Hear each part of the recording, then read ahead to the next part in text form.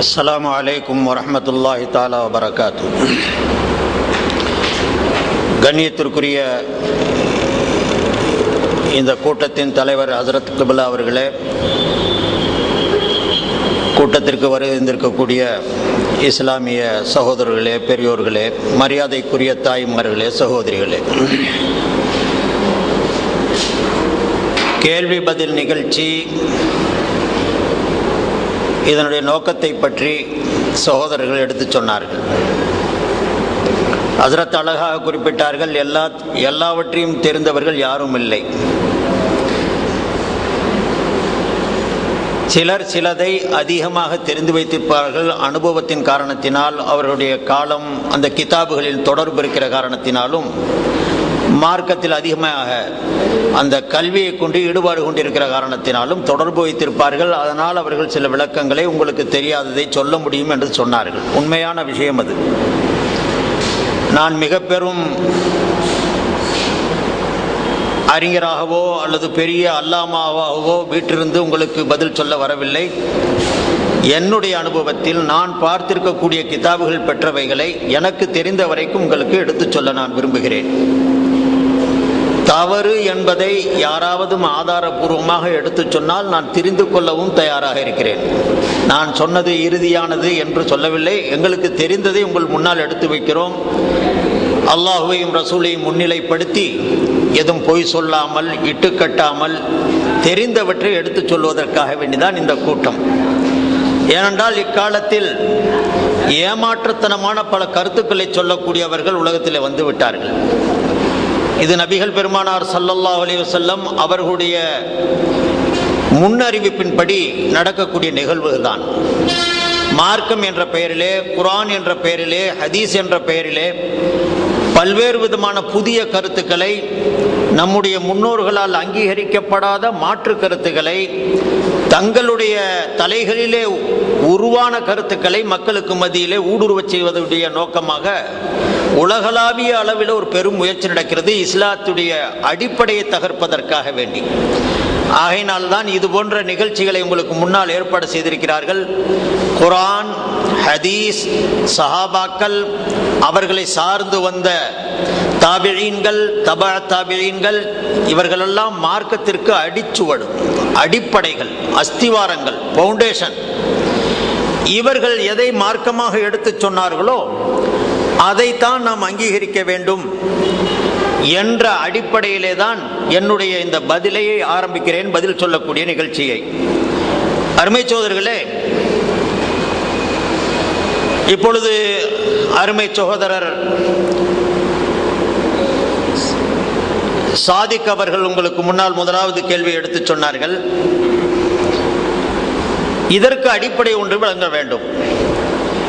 இப்பொழுது பொதுவாக மிகவும் வார்த்தையை சொல்ல வேண்டுமேயானால் திமிராக, முரட்டுத்தனமாக ஒரு கருத்தை மக்களுக்கு முன்னால் இவர்கள் எடுத்து வைக்கிறார்கள் சிலர். அதிலே அல்லாஹும் அல்லாஹுடைய ரசூலுடைய நேரடி கூற்றுக்கள் இருந்தால் மட்டுமே ஏற்றுக்கொள்ள வேண்டும். மார்க்கம் விளக்கம் என்ற அடிப்படையிலே வேறு யாரு சொன்னாலும் அதை ஏற்க வேண்டிய கட்டாயம் இல்லை. அது சஹாபாக்களே சொன்னாலும் சரியே, அது ஹலீஃபாக்களே சொன்னாலும் சரியே. இப்படி அவர்கள் பேசியும் வருகிறார்கள், எழுதியும் இருக்கிறார்கள். என்னிடத்தில் புத்தகமும் இருக்கிறது. சஹாபாக்களை பற்றி உண்டான அவருடைய அபிப்பிராயங்களை இவ்வாறு வெளிப்படுத்துகிறார்கள். அல்லாஹ் சொன்னதாக சொன்னால் எடுத்துக்கொள்ளலாம், ரசூல் சொன்னதாக சொன்னால் எடுத்துக்கொள்ளலாம். மார்க்க விளக்கம் என்ற அடிப்படையிலே சஹாபாக்கள் அத்தனை பேரும் சேர்ந்து சொன்னாலும் கூட இதை ஏற்க வேண்டிய கட்டாயம் இல்லை என்ற ஒரு நிலைப்பாடை எடுத்து அதன் அடிப்படையிலே அவருடைய கொள்கைகளையும் அதனுடைய விளக்கங்களையும் இவர்கள் எடுத்து வைத்துக் கொண்டிருக்கிறார்கள். இந்த நிலைப்பாடு இருக்கிறதே இஸ்லாத்திற்கு முற்றிலும் முரணான கருத்து. நபிகள் பெருமானார் ஸல்லல்லாஹு அலைஹி வஸல்லம் காட்டியிருக்கக்கூடிய வழிக்கும் முரணானது. அண்ணலம் பெருமானார் ஸல்லல்லாஹு அலைஹி வஸல்லம் மார்க்கத்துடைய அடிப்படை நம்ம விளக்கி கொடுத்தார்கள். இஸ்லாமிய மார்க்கத்தை எப்படி விளங்க வேண்டும், யாரிடமிருந்து விளங்க வேண்டும் என்பதையும் அண்ணலம் பெருமானார் ஸல்லல்லாஹு அலைஹி வஸல்லம் நமக்கு அழகாக எடுத்து சொன்னார்கள். அதிலே ஒரு ஹதீஸ் வருகிறது, ஹைருன் நாசி கர்னி சும்மல்லதீன யலூனஹும் சும்மல்லதீன யலூனஹும்.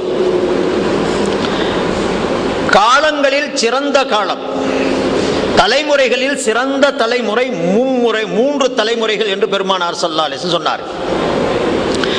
அந்த 3 தலைமுறையும் சிறந்தது என்று சொல்வதுடைய அடிப்படையே அந்த முக்காலத்தில் செய்யப்படக்கூடிய சொல்லப்படக்கூடிய இஸ்லாமிய கருத்துக்கள் அடிப்படைகளுக்குத்தான் மரியாதை உண்டு. அதற்கு அடுத்து வரக்கூடியவர்கள் ஒரு புதிய கருத்தை, இந்த முக்காலத்தில் சொல்லப்படாத அல்லது முக்காலத்திற்கும் முரணான கருத்துக்களை ஒருவர்கள் எடுத்து வைப்பார்களே, ஆனால் அந்த கருத்து இஸ்லாமிய கருத்தாக அங்கீகரிக்க கூடாது என்பதை விளக்கும் பொருளாகத்தான் நபிகள் நாயகம் ஸல்லல்லாஹு அலைஹி வஸல்லம் சொன்னார்கள், கைருன் நாசி கர்னி, காலங்களில் சிறந்த காலம் நான் வாழ்ந்திருக்கக்கூடிய காலம். பெருமானார் ஸல்லல்லாஹு அலைஹி வஸல்லம் வாழ்ந்திருந்த காலம் எது? நபியும் சஹாபாக்களும் இருந்த காலம். இது முதலாவது காலம். அடுத்து சொன்னார்கள் சும்மல்லதீன யலூனஹும், அதற்கு பிறகு அதை அடுத்து வரக்கூடிய காலம் காலங்களில் சிறந்த காலம். அது எந்த காலம்? சஹாபாக்களும் தாபிஈன்களும் வாழ்ந்த காலம். சும்மல்லதீன யலூனஹும், மூன்றாவது காலமாக நபிகள் நாயகம் ஸல்லல்லாஹு அலைஹி வஸல்லம் அவர்கள் அதற்கு அடுத்த காலத்தை எடுத்து சொன்னார்கள். அதற்கு அடுத்த காலம் எது? தாபிஈன்களும் தபா தாபிஈன்களும் வாழ்ந்த காலம். முதலாவது காலம் நபியும் சஹாபாக்களும் இருந்தது. இரண்டாவது சஹாபாக்களும் அவர்களை அடுத்து வந்த தாபிஈன்களும் இருந்த காலம். மூன்றாவதாக தாபிஈன்களும் தபா தாபிஈன்கள், அவர்களை அடுத்த ஜெனரேஷன். இந்த முக்காலத்தை பெருமானார் ஸல்லல்லாஹு அலைஹி வஸல்லம் சிறந்த காலம் என்று சொன்னார். கைருல் குரூன், கைருன் நாஸ், பல்வேறு வார்த்தைகளை கொண்டு ஹதீஸ்களில் வருகிறது. அதற்கு பிறகு திருமதி ஷரீஃபிலே வருகிறது, பெருமானார் ஸல்லல்லாஹு அலைஹி வஸல்லம் சொன்னார்கள், சும்ம யஃப்சுல் கிதுபு, இந்த 3 காலத்திற்கு பிறகுதான் பொய்கள் பரவும் என்றார்கள்.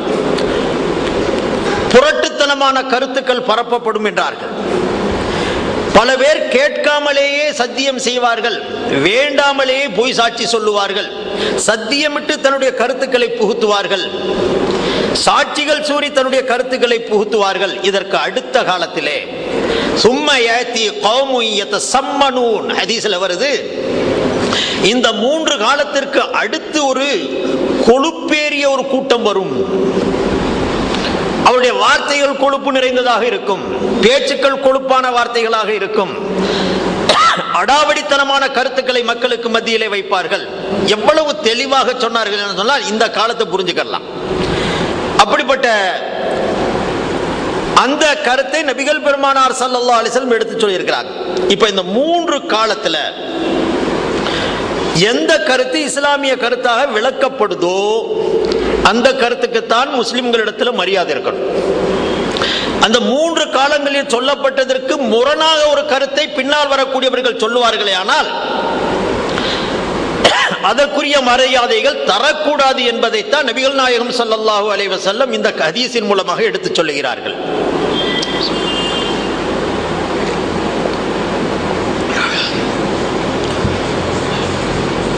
அதிலும் குறிப்பாக நபிகள் நாயகம் ஸல்லல்லாஹு அலைஹி வஸல்லம் இன்னும் அழுத்தமாக சொல்லும் பொழுது,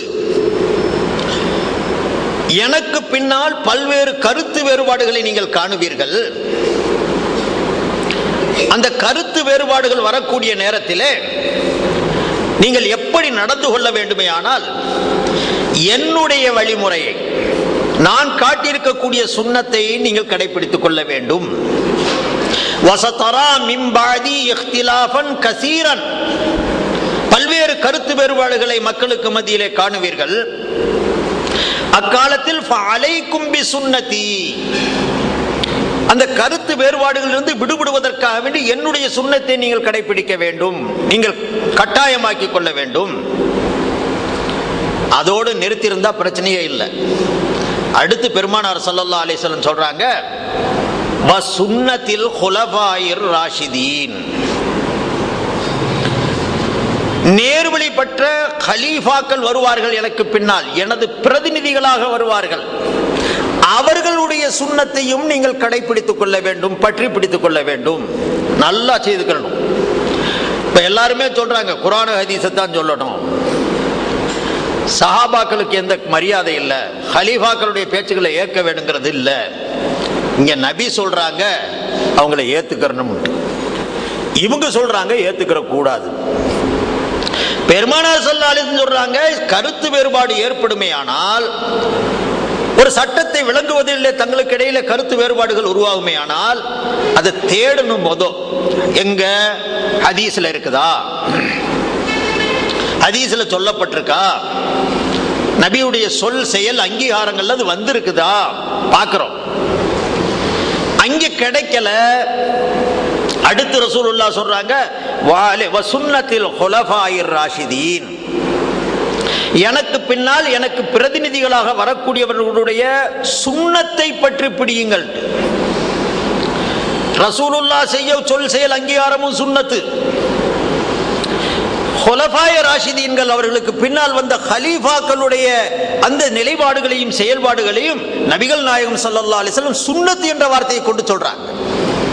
என்னுடைய சுன்னத்தை பிடிங்க, எனக்கு பின்னால் வரக்கூடிய பிரதிநிதிகளை ஆகிய கலீஃபாக்களுடைய சுன்னத்தை நீங்கள் பற்றி பிடித்துக் கொள்ளுங்கள். வஅல்லு அலைஹா பின் நவாஜிதி, இறுக பற்களை கொண்டு கடித்து எப்படி ஒரு பொருளை நாம் இறுக பிடிப்போமோ அதுபோன்று என்னுடைய சுன்னத்தையும் குலஃபாக்களுடைய சுன்னத்தையும் நீங்கள் பற்றி பிடித்துக் கொள்ளுங்கள். இது ரசூலுல்லாஹி ஸல்லல்லாஹு அலைஹி வஸல்லம் உங்களுக்கு நமக்கும் இஸ்லாத்துடைய வழிமுறைகளை எடுத்துக்கிறதுக்கு உண்டான வழியை சொல்லிக் கொடுத்தது. 3 காலத்தில் சொல்லப்படக்கூடிய கருத்து, அதிலும் குறிப்பாக குலஃபாக்கள் மூலமாக வரக்கூடிய மார்க்க விளக்கங்கள். இன்னைக்கு சகோதரர் எடுத்து சொன்னாங்க, இந்த கேள்வியில சொல்லும் பொழுது தலாக்குடைய விஷயமா ஹஜ்ரத் உமர் ரலியல்லாஹு அன்ஹு சொன்ன கருத்து, இன்னொன்னு ஹஜ்ரத் உஸ்மான் ரலியல்லாஹு அன்ஹு ஜும்மாவுல ஒரு பாங்க அதிகப்படுத்திட்டாங்க. ஹஜ்ரத் உமருக்கு எங்க இருந்த அந்த அதிகாரம் வந்துச்சு, உஸ்மானுக்கு எங்க இருந்த அந்த பவர் வந்துச்சு, நபி சொல்லாததை இவர் எப்படி சொல்லலாம் இன்னைக்கு கேட்கிறாங்க. ஆனா நபி நமக்கு சொல்லி கொடுக்கறாங்க, நான் சொல்றதை எடுத்துக்கொள்ளுங்க, என்னுடைய கலீஃபாக்கள் எதை தீர்ப்பாக உங்களுக்கு சொல்லுவார்களோ அதையும் நீங்கள் எடுத்துக்கொள்ளுங்க. இப்ப ஹஜ்ரத் உமர் அது தராவி 20 சொல்லியிருந்தாலும் சரி, தலாக்குடைய விஷயமா சொல்லி இருந்தாலும் சரி, ஹஜ்ரத் உஸ்மான் பாங்குடைய விஷயமா சொன்னாலும் இதுவாக சொன்னாலும் சரி, இது ஹலீஃபாக்குடைய புறத்திலிருந்து மக்களுக்கு எடுத்து சொல்லப்பட்ட மார்க்கம் என்ற போது அதை அங்கீகரிக்க வேண்டும் என்று நபிகள் நாயகம் ஸல்லல்லாஹு அலைஹி வஸல்லம் நமக்கு வழிகாட்டி இருக்கும் போது அதை மறுத்து சொல்லுவது என்பது இருக்குதே, அது மார்க்கமாக அமையாது, அது இஸ்லாமிய நடைமுறையாக வழிமுறையாக அமையாது. இப்ப கேட்கலாம், ரசூலுல்லாஹ்வுக்கு பிறகு கலீஃபாக்கள் வருவாங்க, எத்தனை கலீஃபான்னு ரசூலுல்லாஹ் முதவே சொன்னாங்களா கேள்வி கேட்பாங்க. எனக்கு பின்னால் கலீஃபாக்கள் வருவாங்க, அவர்களுடைய சொல்லை அங்கீகரிச்சுக்குங்கன்னு சொல்றீங்களே, கலீஃபாக்கள் யாராருன்னு ரசூலுல்லாஹ் சொல்லிட்டு போனாங்களா? பொதுவாக ஒரு யதார்த்தமான கேள்வி வரும். அதையும் நபிகள் நாயகம் ஸல்லல்லாஹு அலைஹி வஸல்லம் குறிப்பிட்டு சொன்னாங்க. என்ன சொன்னாங்க?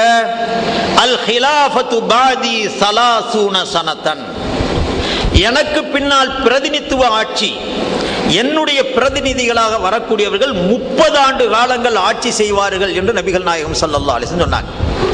நபியுடைய வஃபாத்திற்கு பிறகு, நபி இந்த உலகத்தை விட்டு மறைந்ததற்கு பிறகு நபியுடைய பிரதிநிதிகளாக எத்தனை ஆண்டுகளை கணிக்க வேண்டும் என்பதையும் பெருமானார் ஸல்லல்லாஹு அலைஹி வஸல்லம் குறிப்பிட்டு சொன்னாங்க. அல் ஹிலாஃபத்து பாதி ஸலாஸூன ஸனா, நம்ம எண்ணி பார்த்தோம்னா ஹஜ்ரத் அபூபக்கர், ஹஜ்ரத் உமர், ஹஜ்ரத் உஸ்மான், ஹஜ்ரத் அலி, இந்த 4 பேருடைய ஆட்சி காலம் 29 ஆண்டு காலங்கள் 6 மாதங்கள் ஆகுது. அதுக்கு பிறகு ஹஜ்ரத் ஹசன் ரலியல்லாஹு அன்ஹுடைய ஒரு ஆட்சி ஒரு 6 மாத காலம் இருந்தது. இந்த 30 ஆண்டு காலத்தை தான் பெருமானார் ஸல்லல்லாஹு அலைஹி வஸல்லம் தன்னுடைய பிரதிநிதித்துவ ஆட்சி என்று சொன்னார்கள். இந்த 30 ஆண்டுகளுக்கு பின்னால் வரக்கூடியது அரசோட்சி ஆகும், பிரதிநிதித்துவமாக ஆகாது. இஸ்லாமிய நடைமுறைப்படியும் அவர்கள் வாழ்க்கை நடத்தலாம், ஆட்சி செய்யவும் செய்யலாம், மாற்றமும் செய்ய முடியும். ஆனால் இந்த 30 ஆண்டு காலங்கள் இருக்கக்கூடிய நேரத்தில் நபியே உயிரோடு இருப்பதை போன்றதை கருத வேண்டும். பிரதிநிதி அதுக்குத்தான் சொல்றது. என்னுடைய பிரதிநிதி, எனக்கு ஈக்குவலாக இருப்பவர்கள், மார்க்கத்தை விளக்குவதிலே அவர்கள் என்னுடைய இடத்திலே அமர்ந்திருப்பவர்கள், அவர்கள் எதை மார்க்கமாக சொல்லுகிறார்களோ அதை அங்கீகரிக்க வேண்டும் என்ற கருத்தை தான் பல்வேறு ஹதீஸிலே நபிகள் பெருமானார் ஸல்லல்லாஹு அலைஹி வஸல்லம் இப்படி சொன்னார்கள். முக்காலத்தில் நீங்கள் ஏற்றுக்கொள்ளுங்கள், கலீஃபாக்களுடைய சுன்னத்தை நீங்கள் கடைபிடியுங்கள், கருத்து வேறுபாடு ஏற்படும் பொழுது. அருமை சோதரர்களே, இப்ப நபியே இவங்களுக்கு இவ்வளவு அங்கீகாரம் கொடுத்தாங்க அப்படின்னு கேட்கக்கூடிய உரிமை உங்களுக்கு நமக்கு இல்லை. நபியே பார்த்து அங்கீகாரம் தர்றாங்க. இந்த எனக்கு பின்னால் இந்த மாதிரி ஹிலாஃபத்து வரும், கலீஃபா கூடிய ஆட்சி வரும், அதை ஏத்துக்கணும்னு சொல்றதுக்கு பிறகு நபி மேல கொஸ்டின் எழுப்பக்கூடாது. காரணம் பலவா இருக்கலாம். பெருமானார் ஸல்லல்லாஹு அலைஹி வஸல்லம் நல்லாவே தெரியும் இந்த கலீஃபா கூடிய ஆட்சி காலத்தில் செய்யப்படக்கூடிய முடிவு அவர்கள் வெளிப்படையாக காலல்லாஹ் கால ரசூல் என்று சொல்லாமல் இருந்தாலும் கூட நபியுடைய வழிகாட்டுதலின்படிதான் அவர்கள் தீர்ப்பு செய்வார்கள், அதற்கு மாற்றம் செய்ய மாட்டார்கள் என்பதை நன்கு உணர்ந்திருந்த காரணத்தினால்தான் நபிகள் நாயகம் ஸல்லல்லாஹு அலைஹி வஸல்லம் இப்படி ஒரு பவரை இவர்களுக்கு கொடுத்தார்கள். மார்க்கத்தை விளக்கக்கூடிய பவர் வேறு எந்த சொத்து ஜோகத்தை பற்றி உண்டான பங்கீடு அல்ல, இஸ்லாத்தை பற்றி விளக்கக்கூடிய மார்க்க சட்டங்களை எடுத்துச் சொல்லக்கூடிய உரிமையை கலீஃபாக்களுக்கு பெருமானார் ஸல்லல்லாஹு அலைஹி வஸல்லம் கொடுத்தார்கள் என்று சொன்னா அவங்க அதுக்கு பயிற்சி கொடுத்திருந்தாங்க, அந்த தகுதியை வளர்த்திருந்தாங்க. அந்த அடிப்படையில தான் நீங்களும் நம்மளும் நம்முடைய முன்னோர்கள் இதுவரைக்கும் வந்த நல்லவர்கள் பெரியவர்கள் இருந்தார்களே, மார்க்கத்துக்கு அடிப்படையாக குர்ஆன், ஹதீஸ், சஹாபாக்களுடைய நடைமுறை, சஹாபாக்களுடைய வழிமுறை, அதிலும் குறிப்பாக கலீஃபாக்களுடைய தீர்ப்புகள், தீர்மானங்கள், இதை மார்க்கத்திற்கு அடிப்படையாக ஏற்க வேண்டும் என்ற நியதியை வகுத்து சென்றார்கள், அதை சட்டமாக ஆக்கி சென்றிருக்கிறார்கள். குர்ஆனுடைய ஆயத்து கூட நமக்கு அதைத்தான் குறிப்பிடுகிறது. வஸ்ஸாபிகூனல் அவ்வலூன மினல் முஹாஜிரீன் வல் அன்சார் வல்லதீன தத்தபஊஹும் பிஇஹ்சான் ரலியல்லாஹு அன்ஹும் வரது அன். இந்த நீண்ட ஆயத்தில் அல்லாஹ் குறிப்பிடுகிறான், சஹாபாக்களா இருந்த முஹாஜிரீன்கள் அன்சாரிகளும் அவர்களை பின்பற்றுபவர்களும், வஸ்ஸாபிகூனல் அவ்வலூன் முன்னால் வந்த பெரியவர்கள் நல்லவர்கள், அவங்க யாரு? மினல் முஹாஜிரீன வல் அன்சார், முஹாஜிரீன்கள் மக்காவை விட்டு மதீனாவிற்கு ஹிஜ்ரத் செய்து நாடு துறந்து சென்ற அகதிகள், வல் அன்சாரி வந்தவர்களை அங்கீகரித்து அவர்களுக்கு வசதிகளை ஏற்படுத்தி கொடுத்த அந்த நல்லவர்கள் அன்சாரிகள், உதவியாளர்கள். நாடு துறந்தவர்களுக்கும் அவர்களை வரவேற்ற இந்த இரண்டு சாராரான சஹாபாக்களும், அந்த சஹாபாக்களை யார் பின்பற்றுவார்களோ நல்ல முறையில், கள்ளம் கபடமின்றி, திருட்டுத்தனமின்றி, பொல்லாத கருத்தை சொல்லாமல் நேர்முகமாக நல்விதத்தோடு நல்ல கருத்தோடு அந்த சஹாபாக்கள் சொன்னவர்களை, அவர்கள் செய்ததை யார் பின்பற்றி நடப்பார்களோ இவர்களுக்குத்தான் அல்லாஹ்விடத்தில் அங்கீகாரம் உண்டு, அல்லாஹ் அவர்களை பொருந்திக் கொண்டான். வஅத்தலஹும் ஜன்னாத்தின் தஜ்ரி தஹ்தஹல் அன்ஹாரு காலிதீன ஃபீஹா, இவர்களுக்குத்தான் சொர்க்கத்தை சித்தப்படுத்தி அல்லாஹ் வைத்திருக்கிறான் என்று திருமறையிலே அல்லாஹ்வே குறிப்பிடுகிறான். அப்ப சஹாபாக்களை பின்பற்றுறது கூடாது என்று இருந்தால், சஹாபாக்கள் சொன்ன மார்க்க தீர்ப்புகளை ஏற்கக்கூடாது, அவருடைய செயல்பாடுகளை ஏற்கக்கூடாது என்ற நிலை இருக்குமே, ஆனால் சஹாபாக்களும் நம்மளும் சாதாரணவர்கள் தான், அவர்களை நம்மள் போன்றுதான் கருத வேண்டும், அவர்கள் மார்க்கம் சொல்லிவிட்ட காரணத்தினால் அதை ஏற்க வேண்டியது இல்லை என்ற கருத்து இருக்குமே, ஆனால் அல்லாஹ் இத்தனை பெரும் அங்கீகாரத்தை அவர்கள் கொடுத்திருக்க மாட்டான். குர்ஆன் ஹதீஸை பின்பற்றுங்கன்னு சொல்லிட்டு போயிருக்கலாம், அல்லாஹ் சொன்னதை பின்பற்றுங்க, எனக்கு பின்னாங்க ரசூல் வர்றாங்க அவங்க சொன்னதை பின்பற்றிட்டு போங்க, சஹாபாக்களை பத்தி சொல்ல வேண்டியதே தேவையே இல்லை. அப்ப சஹாபாக்களை பின்பற்றுறவங்களையும் அல்லாஹ் சிறப்புக்குரியவா எடுத்து சொன்னாங்கன்னு சொன்னா அது நபிகள் நாயகம் ஸல்லல்லாஹு அலைஹி வஸல்லம் அவர்களும் கொடுத்த அங்கீகாரத்தின்படி மார்க்கம் சொல்லக்கூடிய உரிமையை பெருமானார் ஸல்லல்லாஹு அலைஹி வஸல்லம் சஹாபாக்களுக்கு கொடுத்தார்கள். அதிலும் குறிப்பாக அந்த கலீஃபாக்களுக்கு, பிரதிநிதிகளுக்கு கொடுத்தார்கள். அதிலும் குறிப்பாக பெருமானார் ஸல்லல்லாஹு அலைஹி வஸல்லம் ஒரு முறை சொன்னார்கள், லா அத்ரி மா பகாயி ஃபீக்கும், நான் உங்களுக்கு மத்தியிலே எவ்வளவு காலம் வாழ்ந்திருப்பேன் என்று சொல்ல முடியாது. ரசூலுல்லாஹி ஸல்லல்லாஹு அலைஹி வஸல்லம் சொல்றாங்க, நான் உங்களுக்கு இடையிலே எத்தனை ஆண்டு காலம் வாழ்ந்திருப்பேன், இன்னும் எவ்வளவு நீண்ட காலம் இருப்பேன் என்பதையும் சொல்ல முடியாது. ஆகையினாலே எனக்கு பின்னால் இதோ அமர்ந்திருக்கிறார்களே, இந்த இருவருடைய தீர்ப்புகளை நீங்கள் ஏற்றுக்கொள்ளுங்கள், இவர்கள் சொல்லக்கூடிய மார்க்க விளக்கங்களை அங்கீகரித்துக் கொள்ளுங்கள் என்று வஅஷார இலா அபீ பக்ரின் வ உமர, ஹஜ்ரத் அபூபக்கர் உமரின் பக்கம் கையை காட்டி சமிக்கை செய்து நபிகள் நாயகம் ஸல்லல்லாஹு அலைஹி வஸல்லம் சொன்னார், இவர்களை பின்பற்றி நடங்க, இவர்களை ஏற்றுக்கொள்ளுங்கள். அருமை சாதுர்களே, நம்மை ரசூலுல்லாஹ் அனாதையாக விட்டு செல்லவில்லை. அவங்க போயிட்டாங்க, கண்டவன்லாம் ஹதீஸை தூக்க, அவனுக்கு மண்டையில பட்டது விளக்கு அப்படிங்கிற ரீதியில நபிகள் நாயகம் ஸல்லல்லாஹு அலைஹி வஸல்லம் நம்மளை விட்டு செல்லல. அவங்க மார்க்கத்தை விளங்குவதற்குண்டான வழிமுறைகளையும் நமக்கு தெளிவாக துல்லியமாக நமக்கு வழிமுறை வரைமுறைப்படுத்தி எடுத்து சொல்லிட்டு போனாங்க. எனக்கு பின்னால் இந்த மார்க்கத்தை விளங்கக்கூடிய நிலைமை எப்படி இருக்க வேண்டும் என்று. ஆகையினாலதான் நம்முடைய முன்னோர்கள், உலமாக்கள், முஜ்தஹிதீன்கள் எல்லாருமே இந்த கருத்தில் இருக்கிறோம். ரசூலுல்லாஹி ஸல்லல்லாஹு அலைஹி வஸல்லத்துடைய ஹதீஸுக்கு எப்படி பவர் இருக்குதோ, மதிப்பு இருக்குதோ, அதே விதமாக நபி ஸல்லல்லாஹு அலைஹி வஸல்லம் அவர்கள் விளக்காத ஏதாவது ஒரு சட்டத்தை சஹாபாக்கள் விளக்கி சொல்வார்களே ஆனால், குறிப்பாக கலீஃபாக்கள் விளக்கி சொல்வார்களே ஆனால், அதை மார்க்கமாக அங்கீகரிக்க வேண்டும். அதுதான் இஸ்லாமிய நடைமுறை என்பதை இதன் மூலமாக உலமாக்கள் நமக்கு எடுத்து தெரிவிக்கிறார்கள். கிதாபுகளிலே தெள்ள தெளிவாக இது எழுதப்பட்டிருக்கிறது.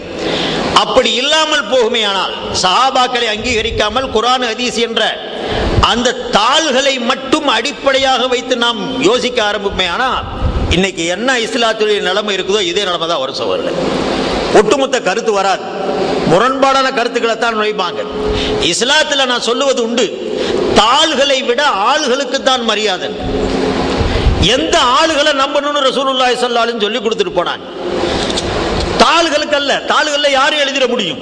நான் ஜும்மாவோட பேசும்போது சொன்னேன், தாள்களை மட்டும் வச்சு நம்ம எடுக்கவே முடியாது. எழுதி வச்சுட்டாங்க. கிதாபு அல்ல, கிதாப் நினைவூட்டுவதற்காக எழுதி வைக்கப்பட்டது. இன்னும் சொல்ல போனா ஹதீஸுகளை ரசூலுல்லாஹ் ஆரம்ப காலத்தில் எழுதுறதையே தடை பண்ணியிருந்தாங்க. யார் எழுதாதீங்கடா, நேரடியா விளக்கம் கேளுங்க, நேரடியா விளங்குங்க, அடுத்து வரக்கூடிய ஜெனரேஷனுக்கு எடுத்து சொல்லுங்க. இந்த ரீதியா தான் மார்க்கத்தை விளக்க சொல்லி சஹாபாக்களுக்கு ரசூலுல்லாஹி ஸல்லல்லாஹு அலைஹி வஸல்லம் ஒரு வழிமுறையை சொல்லி கொடுத்தாங்க. அவங்களுக்கு ட்ரைனிங் கொடுத்தாங்க, ஒரு பயிற்சி அளித்தாங்க. லா தக்துபு அன்னி கைரல் குர்ஆனி ஷையா, குர்ஆனை மட்டும் எழுதி வையுங்க, அது அல்லாத எதையும் எழுதக்கூடாது. காரணம் என்ன? எழுதி வச்சு ஹதீஸுகளை தொகுத்து கொடுத்துட்டோம்னா இன்னைக்கு ஹதீஸ் கிதாப் புகாரி, முஸ்லீம், அபூ தாவூத், திருமதி, நசை, இப்னு மாஜா இது போன்ற நூல்கள் வந்துச்சு. அப்படி மொழிபெயர்ப்பு வந்துச்சு. அவன் மொழிபெயர்ப்பை எடுத்து பார்க்கிறவன்லாம் அந்த ஹதீஸ் உண்மையா, எந்த சூழ்நிலையில சொல்லப்பட்டது, எந்த காலத்தில் சொல்லப்பட்டது, இதெல்லாம் மறந்துடுவான். மறந்து விட்டு அவனுக்கு தெரியவும் செய்யாது. வெறும் ஹதீஸுடைய மொழிபெயர்ப்பை பார்ப்பான். அவன் பெரிய முஜ்தஹீத் ஆயிடுவான், பெரிய ஆய்வாளர் ஆயிடுவான், அவன் சொந்த கருத்துக்களை சொல்ல ஆரம்பிச்சிருப்பான். அப்ப விளக்கமா இருக்காது.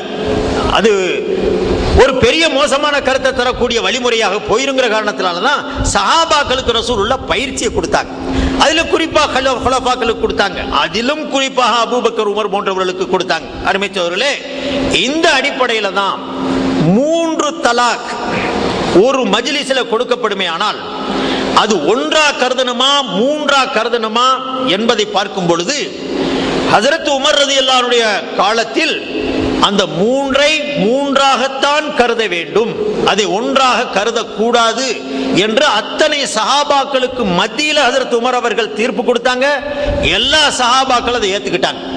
இன்னைக்கு ஒரு கூட்டம் ஒரே இடத்துல உட்கார்ந்து 3 தடவை தலாக்கு சொன்னா கூட அது ஒரு தடவை தான் ஏற்கணும், ஒரே தலாக்காக தான் அதை கணிக்கணும். ஏண்டா குர்ஆன்ல 3 தடவை தலாக் சொல்லுங்கன்னு வந்திருக்குது. 3 தடவைன்னு சொன்னா ஒரு தடவை சொல்லிடணும், அப்புறம் எங்கேயாவது வெளியூருக்கு போயிட்டு வரணும், அப்புறம் ஒரு தடவை சொல்லணும், அப்புறம் எங்கேயாவது போயிட்டு வரணும். இப்படி மும்முறை சொன்னா தான் அதை 3ஆ கணிக்கணும், இல்லாட்டினா அதை 1ஆ தான் கணிக்கணும். அப்படி இந்த வார்த்தைகளை வச்சு அத்தலாக்கு மர்ரத்தான், தலாக் என்பது 2 முறை என்பதாக வெறும் வார்த்தைகளை வச்சு அதனுடைய அர்த்தத்தை பிரிச்செடுத்து தான் மண்டையில விளைஞ்ச கருத்தை சொல்றாங்க. இந்த மாதிரி சுய கருத்துக்கள் வந்துவிடக் கூடாதுங்கிற காரணத்தினாலதான் சஹாபாக்கள் அன்றே தீர்ப்பு செஞ்சாங்க. வெறும் வார்த்தை ஜாலயங்கள்ல நுழைஞ்ச மாதிரி தவறான கருத்துக்களை மக்களுக்கு சொல்லிடுவாங்கிறதுனால ரசூலுல்லாஹி ஸல்லல்லாஹு அலைஹி வஸல்லம் காட்டி கொடுத்த வழிமுறைகளை முன்னால் வைத்து அனைத்து சஹாபாக்கள் உட்கார்ந்து ஹஜ்ரத் உமருடைய பிந்திய காலத்தில் நல்லா விளங்கிக்கிறணும். ஹஜ்ரத் அபூபக்கர் ரலியல்லாஹு அன்ஹு 2.5 வருஷம் ஆட்சி செஞ்சாங்க. அதுக்கு பிறகு ஹஜ்ரத் உமருடைய ஒரு 10 வருஷ காலம் ஏறத்தாழ இந்த ஆட்சி நடந்தது. இதுல முந்திய ஒரு 5-6 வருஷம் வரைக்கும் இந்த மார்க்க விஷயங்கள்ல, சட்ட விஷயங்கள்ல அவங்க ஈடுபாடு காட்டல. நாட்டுடைய நடப்பு, இருக்கக்கூடிய கொந்தளிப்புகள் அடக்கிறது, இது போன்ற விஷயங்கள் ஈடுபட்டுட்டு அவங்களுடைய பிற்கால ஆட்சியிலே அனைத்து சஹாபாக்களை அமர வைத்து ஏராளமான முடிவுகள் எடுக்கப்பட்டது.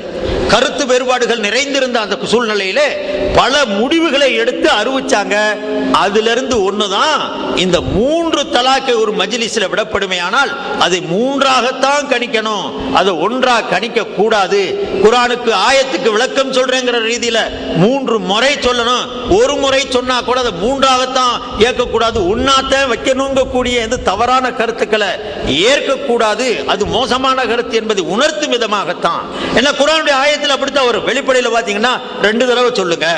2 தடவைக்கு என்ன அர்த்தம் அப்படின்னா ஒரு மஜ்லிஸ், அப்புறம் மஜ்லிஸ் மாறினதுக்கு பிறகு ஒண்ணு, அல்லது அடுத்த நாள்னு வைங்க, அல்லது அடுத்த சுத்தமாகும் போதுன்னு வைங்க. இப்படி சுய கருத்தாகத்தான் அதை எடுக்கிறாங்களே தவிர இந்த சுய கருத்துக்கு இஸ்லாத்தில் இடமில்ல.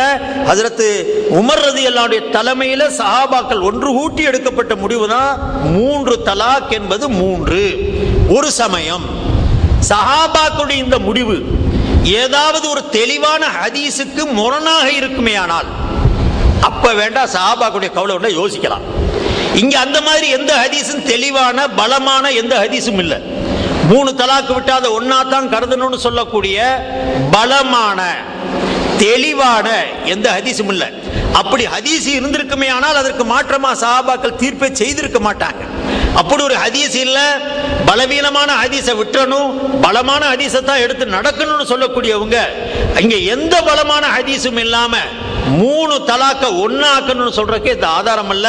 அதனால சஹாபாக்கள் ஹஜ்ரத் உமருடைய தலைமையின் கீழ் செய்யப்பட்டிருக்க அந்த தீர்ப்பை ஏற்கிறோம். அதை வச்சு தான் நம்ம சொல்றோம், ஒரே மஜ்லிஸ்ல ஒருவன் 3 தலாக் விடுவானையானால் அதை 3ஆகத்தான் கணிக்கணும். இதை அறிவுபூர்வமா திங்க் பண்ணக்கூடாது. அவங்க கூட பேசும்போது சொல்றாங்க, ஒரு இடத்துல உட்காந்து 20 இட்லி சாப்பிட்டாலும் ஒரு தடவை சாப்பிட்டான்னு தான் ஆகும். ஆனா இன்னைக்கு அப்போ ஒரு 5 இட்லி சாப்பிட்டான், அப்புறம் கொஞ்ச நேரம் கழித்து இன்னொரு 5 இட்லி சாப்பிட்டான், 3 தடவை சாப்பிட்டான்னு சொல்லலாம். ஒரே நேரத்தில் உட்காந்து பல இட்லி சாப்பிட்டாலும் கூட ஒரு தடவை சாப்பிட்டான்னு சொல்லுவோம். இப்படி அறிவுபூர்வமா அவங்க விளக்கி காட்டி ஒரே இடத்துல உட்காந்து தலாக்கு தலாக்கு தலாக்குன்னு சொன்னாலும் அது ஒரு தலாக்கு. இது இப்படி அறிவை கொண்டு பயன்படுத்தி மார்க்க சட்டத்தை சொல்லக்கூடாது. நபி என்ன காட்டி கொடுத்தாங்க, நபியை சார்ந்து வந்த சஹாபாக்கள் எதை சொல்லி கொடுத்தாங்க அப்படிங்கிறத தான் பார்க்கணுமே தவிர இது ஒரு லாஜிக்காக, ஒரு வாதமாக, ஒரு அறிவுபூர்வமா நான் கூட சொல்றது உண்டு. அப்ப ஒரே இடத்துல உட்கார்ந்து ஒருத்தன் மேல அவன் மூக்குல 3 தடவை நச்சு நச்சுன்னு குத்துனான், குத்திட்டு ஒரு தடவை தான் குத்துனேன்னு சொல்லுவோமா? ஒரு மஜ்லிஸ்ல உட்கார்ந்து 3 தடவை சாப்பிட்டு போட்டது ஒரு தடவை தான் வைக்கணும்னு சொன்னா அப்ப ஒரே இடத்துல உட்கார்ந்து 3 தடவை நங்கு நங்குன்னு குத்துனான், குத்தி போட்டு நான் சொல்லும்போது ஒரே அடிதான் அடிச்சேன்னு யாரும் சொல்லுவாங்களா? அந்த இடத்துல தடவைங்கிறத பாக்குறதல்ல, தடவை என்பதை எண்ணிக்கையை வச்சு தான் சொல்லி போடுறோம். 3ஐ 1ஆக கணிக்கக்கூடியது இது அறிவுபூர்வமான வாதமும் அல்ல, ஒரு அடாவடித்தனமான விளக்கம். இந்த விளக்கத்துக்கு இஸ்லாத்தில் இடமில்ல. ஹஜ்ரத் உமரும் மற்ற சஹாபாக்களும் சேர்ந்து கொடுத்த அந்த தீர்ப்பு தான் அங்கீகரிக்கப்படணும். 2வது விஷயம் பாங்குடைய விஷயம். ஹஜ்ரத் உஸ்மான் ரலியல்லாஹு தஆலா அன்ஹு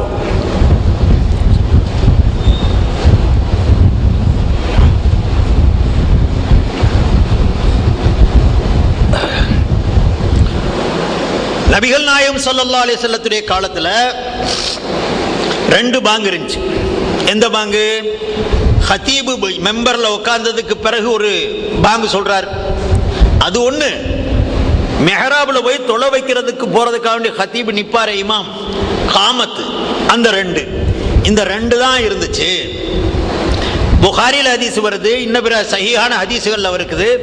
ஹஜ்ரத் உஸ்மான் ரலியல்லாஹு அன்ஹுடைய காலம் வந்த போது ஜௌரா என்று சொல்லக்கூடிய கடை வீதியுடைய ஒரு பகுதியில் நின்று 3வது ஒரு பாங்க, இப்பொழுது நம்ம சொல்றோமே முதலாவதாக சொல்லக்கூடிய அந்த பாங்க 3வது பாங்காக அதை ஹஜ்ரத் உஸ்மான் ரலியல்லாஹு அன்ஹு அதிகப்படுத்தி கொடுத்தாங்க. இது புகாரில வருது. இப்ப இவங்களுக்கு பெரிய கேள்வி அதுதான், உஸ்மான் ரலியல்லாஹு அன்ஹு ஏன் அந்த மாதிரி ஏற்படுத்தினாங்க? 3வது பாங்க சொல்லும்படி சொன்னாங்களே, அதை மார்க்கமா ஏன் ஏற்கணும்? நான் இப்பதான் உங்களுக்கு சொன்னேன், 4 கலீஃபாக்கள் செய்யக்கூடிய தீர்ப்பை ஏற்கக்கூடியவன் தான் உண்மையான முஸ்லிம். வலைக்கும் பி சுன்னதி வ சுன்னத்தில் குலஃபாயிர் ராஷிதீனல் மின் பாதி வல்லு அலைஹா பின் நவாஜிதி அவ் கமா கால ரசூலுல்லாஹி ஸல்லல்லாஹு அலைஹி வஸல்லம். இந்த கலீஃபாக்கள் உங்களுக்கு மார்க்க விளக்கமாக சொல்லக்கூடிய அந்த சுன்னத்தையும் நீங்கள் எடுங்கள். உஸ்மான் ரலியல்லாஹு அன்ஹு செஞ்சதை பித்அத்னு சொல்றான்னா அவன் மார்க் முஸ்லிமாவே இருக்க முடியாது. நபி சொல்றாங்க, அபூபக்கர், உமர், உஸ்மான், அலி எதை சொல்லுவாங்களோ மார்க்கமாக அதை சுன்னத் என்று பெயர் வையுங்கள் என்று பெருமானார் ஸல்லல்லாஹு அலைஹி வஸல்லம் சொல்றாங்க. நபியே சுன்னத் என்று எடுத்து சொல்றாங்க. அந்த சுன்னத்தை நீங்க ஏற்கனவே பெருமானார் ஸல்லல்லாஹு அலைஹி வஸல்லம் நமக்கு வலியுறுத்துறாங்க. அப்படிங்கும்போது உமரும் உஸ்மானும் பித்அத்தை செய்துட்டாருன்னு சொல்றது இது நபி மேலேயே அட்டாக் பண்றது மாதிரி, நபி மேல கேள்வி எழுப்புறது மாதிரி. அவங்க செய்யறதெல்லாம் பித்அத் தானே, என்ன நபியே நீங்க அதை போய் சுன்னத்துன்னு சொல்றீங்களே அப்படின்னு நபி மேலேயே அது கேள்வி எழுப்ப மாறுறது ஆகுமே தவிர, அது உண்மையான எந்த முஸ்லிமும் அதை பித்அத்னு தள்ளுவானையானா அவன் முஸ்லிம் என்று இருக்கக்கூடிய தகுதிக்கு அப்பாற்பட்டவன் முஸ்லிமே அல்ல. அவன் அந்த நிலையை தான் நம்ம எடுக்கிறோம். அதனால ஹஜ்ரத் உஸ்மான் ரலியல்லாஹு அன்ஹு இந்த மூன்றாவது பாங்கை அதிகமாகவே படுத்தினாலும் கூட, அதிகப்படுத்தி இருந்தாலும் கூட, அதை இஸ்லாமிய சமுதாயம் ஏன் அங்கீகரிச்சது? நபி ஸல்லல்லாஹு அலைஹி வஸல்லம் அங்கீகரிக்க சொன்னாங்க, ஏத்துக்கிற சொன்னாங்க. அவங்களுக்கு தெரியும் இந்த 4 காலம், இந்த முக்காலத்தில் ஏற்படக்கூடிய தீர்ப்புகள் இஸ்லாத்திற்கு முற்றிலும் உடன்பட்டதாக இருக்கும், நபியுடைய பயிற்சிக்கு உட்பட்டதாகத்தான் இருக்கும் என்பதை விளங்கியிருந்த காரணத்தினாலதான் பெருமானார் ஸல்லல்லாஹு அலைஹி வஸல்லம் அங்கீகாரத்தை கொடுத்தாங்க. அந்த அங்கீகாரத்துடைய அடிப்படையில தான் ஹஜ்ரத் உஸ்மான் ரலியல்லாஹு அன்ஹு ஏற்படுத்தினாங்க. அதை அங்கீகரிக்கக்கூடிய அந்த வேலையை இஸ்லாமிய சமுதாயம் செய்து கொண்டது. ஒட்டுமொத்த முஸ்லிம்கள் அதை எடுத்துக்கிட்டாங்க. அதை பித்அத்னு சொல்றது இது நபி மேலேயே கேள்வி எழுப்பும் மாதிரி ஆகும். அந்த அனுமதி எந்த முஸ்லிமுக்கும் இல்லை. இன்னைக்குள்ள கால சூழ்நிலை எடுத்தேன் கவிழ்த்தேன் பேச்சு. இப்பவும் கூட பாருங்க, இந்த கூட்டத்திலிருந்து இன்னொரு கூட்டம் உருவாகி இன்னைக்கு எந்த நிலைக்கு வந்துட்டாங்கன்னு சொன்னா, இந்த கேள்வியை எழுப்பி எழுப்பி, நான் முதலாவது சொல்றது தேவையில்லாத கேள்விகளை எழுப்பவே கூடாது. தேவை என்ன இருக்கு? மார்க்க விஷயத்துல உங்களுக்கு தேவையில்லாத கேள்வியை அனாவசியமான முறையில் ஏற்படுத்த வேண்டிய தேவை. அப்படி கேள்வின்னு எழுப்ப ஆரம்பிச்சோம்னா அந்த மார்க்கமே தகர்ந்து போயிடும். நஹன் நபியு ஸல்லல்லாஹு அலைஹி வஸல்லம் அனில் உகுலூதாத், மூடலான, தெளிவில்லாத, தேவையில்லாத கேள்விகளை கேட்பதை விட்டும் நபிகள் நாயகம் ஸல்லல்லாஹு அலைஹி வஸல்லம் தடை செய்தார்கள். குர்ஆன்ல வருது, லா தஸ்அலு அன் அஷியா இன் துப்தலக்கும் தசூக்கும், அனாவசியமான கேள்விகளை விட்டும் தவிர்ந்து கொள்ளுங்கள். சஹாபாக்கள் ரசூலுல்லாஹி ஸல்லல்லாஹு அலைஹி வஸல்லம் இதை பழக்கி கொடுத்திருந்தாங்க. ஆயினால தான் வரலாறுல எழுது, ஹதீஸ்கள்ல வருது. குர்ஆன்ல ஏதாவது ஒரு விளக்கம் கேட்கணும்னா கூட சஹாபாக்கள் அங்கே மதீனாவில் இருக்கக்கூடிய சஹாபாக்கு கேட்க மாட்டாங்களாம். கிராமவாசியை வந்தா அவங்கள தூண்டி விட்டு நீங்க கேளுங்கன்னு சொல்லுவாங்களாம். ஏன்னா தேவையில்லாத கேள்விகள் வரும் பொழுது அதுல எடக்கு, அனாவசியமான ஒழுக்க குறைவான நடைமுறைகள் இதெல்லாம் வந்து சேருங்கிற காரணத்தினால்தான் தடையை போட்டாங்க. தனக்கு தேவை இன்னைக்கு என்னன்னா, ரொம்ப அளவுக்கு அதிகமான கேள்விகளை எழுப்பி எழுப்பி எழுப்பி இன்னைக்கு நான் இந்த ஏட்ட கூட இந்த நூல்கள் வந்திருக்குது, இவங்கள்ல இருந்து ஒருபடி மேல போய் இன்னைக்கு ஒரு கூட்டம் என்ன சொல்லுது, பாங்குல அஷ்ஹது அன்ன முஹம்மது ரசூலுல்லாஹ் சொல்ல வேண்டிய தேவையில்லை. எதுக்கு சொல்ற? அவன் கேட்கிறான், அறிவை பயன்படுத்தி, அவன் அறிவுன்னு நினைச்சு வச்சிருக்கிறான். பாங்கு எதுக்கு சொல்றோம்? அல்லாஹ்வின் பக்கம் அழைக்கிறதுக்கு, தொழுகையின் பக்கம் அழைக்கிறதுக்கு. அங்கேயும் அஷ்ஹது அன்ன முஹம்மது ரசூலுல்லாஹ்வுக்கு என்ன வேலை? அல்லாஹ் பெரியவன்னு சொல்லுங்க, அஷ்ஹது அல்லா இலாஹ இல்லல்லாஹ்னு சொல்லுங்க, ஹய்யா அலஸ் ஸலான்னு சொல்லுங்க. அல்லாஹ்வின் பக்கம் அழைக்கிறது, தொழுகையின் பக்கம் அழைக்கிறது. அல்லாஹ் என்பவன் மஅபூது, நபி என்பவர்கள் ஆபிது. மாபூதையும் ஆபிதையும் ஒரே அணியில வைக்காத, வணக்கத்துக்கு உரியவன் இவங்க வணங்குறவங்க ரெண்டும் ஒரு லெவல்ல வைக்க கூடாது. ஆகையினால கலிமாவுல கூட லா இலாஹ இல்லல்லாஹோட சேர்ந்து முஹம்மது ரசூலுல்லாஹ் சொல்றதும் ஷிர்க்குன்னு எழுதியிருக்கான். இதனுடைய வெளிப்பாடு இப்படித்தான் வரும். அனாவசியமான கேள்வி எழுப்பி எழுப்பி எழுப்பி கடைசியில் எங்க போயிட்டான்? லா இலாஹ இல்லல்லாஹ், அஷ்ஹது அல்லா இலாஹ இல்லல்லாஹோட தான் இருக்கணும். அதுல அஷ்ஹது அன்ன முஹம்மது ரசூலுல்லாஹ்னு சேர்க்கிறது ஷிர்க்கு, அது செய்யக்கூடாது. ஒட்டுமொத்த முஸ்லிம்கள் செய்தாலும் கூட அது கண்டிக்கத்தக்கது, ஏற்க தகுந்தது இல்லைன்னு சொல்லி இன்னைக்கு அவன் பல பேரை வச்சு இன்னைக்கு பல நூல்களை எழுதிக்கிட்டு இந்த நினைவூட்டல், அல் குர்ஆன், பல்வேறு நூல்களை இன்னைக்கு பெரிய மோசம் இதுதான். எடுத்தவெல்லாம் பேனா தூக்கிட்டான், எழுத ஆரம்பிச்சுட்டான், அதுக்கு பேர் மார்க்கம்னு வைக்கிறான். இந்த மாதிரி குளறுபடிகள் வரக்கூடாதுங்கிற காரணத்தினாலதான் நம்முடைய சுன்னத்து ஜமாத்தை சேர்ந்த உலமாக்கள் முன்னால இருந்தே பாரு, நீ சொல்லக்கூடிய விளக்கம் ரசூலுல்லாஹ்ட்ட இருந்து, சஹாபாக்கள்ட்ட இருந்து, தாபீன்கள்ட்ட இருந்து, தபா தாபீன்கள்ட்ட இருந்து வந்திருக்குமே, ஆனா அங்கீகரிச்சுக்க. அங்க வராத புதிய கருத்தோ அல்லது அவர்கள் சொன்ன கருத்துக்கு முரண்பாடான ஒரு கருத்தை பின்னால் உள்ளவர்கள் சொல்லுவாரேனா அதை எடுத்து எறிஞ்சிடணும். நம்ம மண்டையில வச்சுக்கிட்டு அதை அசை போட்டு அது மேல கேள்வி எழுப்பி இது செய்துக்கிறது தன்னுடைய மார்க்கத்தையும் முடமாக்கிக்கிறது, அதை குறைபடுத்திக்கிறது ஆகுமே தவிர அதுக்கு இஸ்லாத்தில் ஒரு நல்ல முடிவு அதை தர்றதில்லை சகோதரர்களே. அதனாலதான் சொல்றோம், இந்த தலாக் விஷயமாக இருந்தாலும் சரி, தராவீஹ் விஷயமாக இருந்தாலும் சரி, அல்லது இந்த பாங்குடைய விஷயமாக இருந்தாலும் சரி, சஹாபாக்களுடைய காலத்தில் அது ஊர்ஜிதப்படுத்தப்பட்டிருக்குது, ஹதீஸுடைய கிரந்தங்கள்ல இருக்குது, கிதாபுகள் அது ஆதாரபூர்வமா வரையப்பட்டிருக்குன்னா கண்ணை மூடி ஏத்துக்கணும். அதுக்கு மறுப்பு சொல்லக்கூடாது, தடை சொல்லக்கூடாது. அப்பதான் இந்த இஸ்லாம் பாதுகாக்கப்படுமே அல்லாம அல்லது எடுத்தேன் கவிழ்த்தேன்னு சொன்னவனுக்குடைய கைப்பாவையாக இந்த இஸ்லாம் ஆயிருச்சுன்னு சொன்னா இஸ்லாமிய நடைமுறைகளே இல்லாமல் போயிடும். ஆகையினால எந்த கருத்துக்களை சஹாபாக்கள் எடுத்து நமக்கு மார்க்கமாக சொன்னார்களோ, வேதனையான விஷயம் என்னன்னு சொன்னா, இதே இவர் சகோதரர் பிஜே இருக்கிறாரு, இவர் ஒரு இடத்துல எழுதுறாரு, நபி அவர்கள் தெளிவாக சொல்லி இருக்க உமர் அவர்கள் தெரிந்து கொண்டே மார்க்கத்திற்கு முரணான சட்டத்தை போட்டு மக்களை நடக்க வைத்தார். ஹஜ்ரத் உமர் மேல சொல்லக்கூடிய குற்றச்சாட்டுங்க. நபியுடைய வழிமுறை இன்னதென்று தெரிந்து கொண்டே, இந்த தலாக்குடைய விஷயத்துல தான் எழுதுறார். நபி சொல்லிட்டாங்களாம் 3 தலாக்கு விட்டா 1, ஒரு ஹதீஸை காட்டு, ஒரு ஆதாரபூர்வம் ஒரு ஹதீஸை எடுத்து வை. எந்த ஹதீஸும் சொல்லாம ஹஜ்ரத் உமர் மேல இவர் வந்து விமர்சனம் பண்றார். தெளிவா எழுதியிருக்கிறார், நபி வழி இன்னதென்று தெரிந்து கொண்டே உமர் அவர்கள் நபி வழிக்கு முரணாக சட்டத்தை இயற்றி அதை மக்களை செயல்படுத்த வைத்தார். இது எத்தனை பெரிய குற்றச்சாட்டு பாருங்க.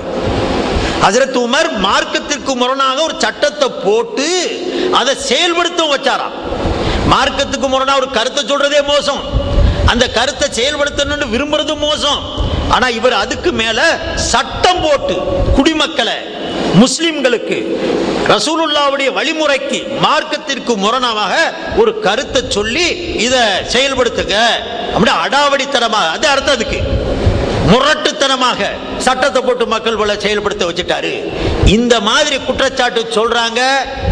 இவங்க வந்து முஸ்லிம்களுக்கு சாதகமான கருத்தை சொல்லுவாங்க, இஸ்லாமிய வழிமுறைகளை விளக்கி சொல்வதற்கு தகுதி உள்ளவங்களா நினைக்கிறோம்னு சொன்னா நம்மளோட முட்டாள்கள் வேற யாரும் இருக்க முடியாது அவர்களே. இவங்க இஸ்லாத்தை வழி குழி தோண்டி புதைக்கிறதுக்கு வந்திருக்கக்கூடிய கூட்டவங்க.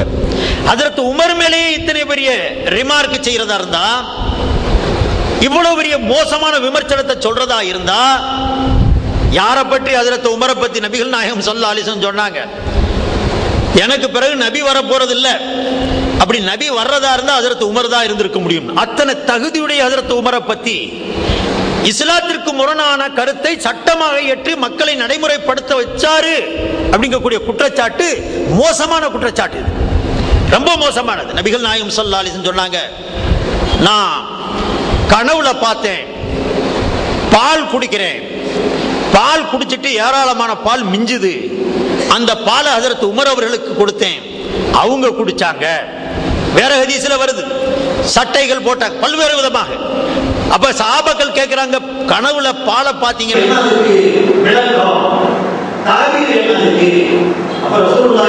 சொன்னாங்க, அது தீன் மார்க்கத்துடைய விளக்கம். ரசூலுல்லாஹ் பால் குடிச்சு ஸல்லல்லாஹு அலைஹி வஸல்லம் பாலை உமருக்கு கொடுக்கறாங்கன்னு சொன்னா மார்க்க ஞானமும் விளக்கமும் அவர்களுக்கு உமருக்கு இருக்கிறது என்பதை பெருமானார் ஸல்லல்லாஹு அலைஹி வஸல்லம் விளக்கி சொல்லியிருப்பாங்க. அது உமர்களை மாற்றி அவங்க மேல குற்றச்சாட்ட போடி சொல்லி மார்க்கத்துக்கு முரணாக வேண்டுமென்று அவருக்கு திட்டமிட்டு வேண்டுமென்றே அவர் சட்டம் போட்டு முஸ்லிம்களுக்கு இஸ்லாமிய வழிமுறைக்கு மாற்றமா சொல்லி கொடுத்துட்டு போறாரு அப்படின்னு ஒரு ஆள் சொல்றான். அது பேப்பர்ல எழுதுறாங்க, அதை இது மக்களுக்கு மத்தியில போதிக்கிறாங்கன்னு சொன்னா அந்த ஆளுகளை நம்ம அடையாளம் கண்டுக்கிறோமே அல்லாம அவங்க சொன்ன கூற்றுக்களை எடுத்துக்கிட்டு ஆடுறதோ, அது ஒரு புனிதமான கருத்தா நினைக்கிறதோ நாம நம்முடைய இஸ்லாத்தை கெடுக்கிறதுக்கு சமமாகும். அதனால இப்படிப்பட்ட கருத்துக்களுக்கு நீங்க இடம் கொடுக்க கூடாது. அல்லாஹ்வும் ரசூலும் மார்க்கத்தை விளங்குறதுக்கு சொன்ன வழிமுறைகளை வச்சு தான் நம்ம விளங்கணும். இவங்க இது போன்று இருக்கக்கூடிய இவர்களுடைய கருத்துக்களுக்கு முக்கியத்துவம் தரக்கூடாது என்பது என்னுடைய பதில். இது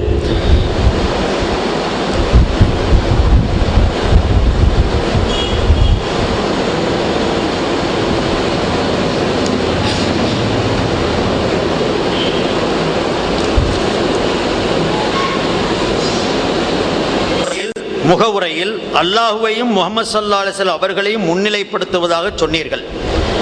தாங்களுக்கு வரும் அனைத்து கேள்விகளுக்கும் அல்லாஹ்வையும் அவனது தூதர் அவர்களையும் முன்னிலைப்படுத்தி முதல் கேள்விக்கு பதில் ஜும்மாவில் ஒரு பாங்கு தான், தலாக் என்பது 3 தான், சரிதானா?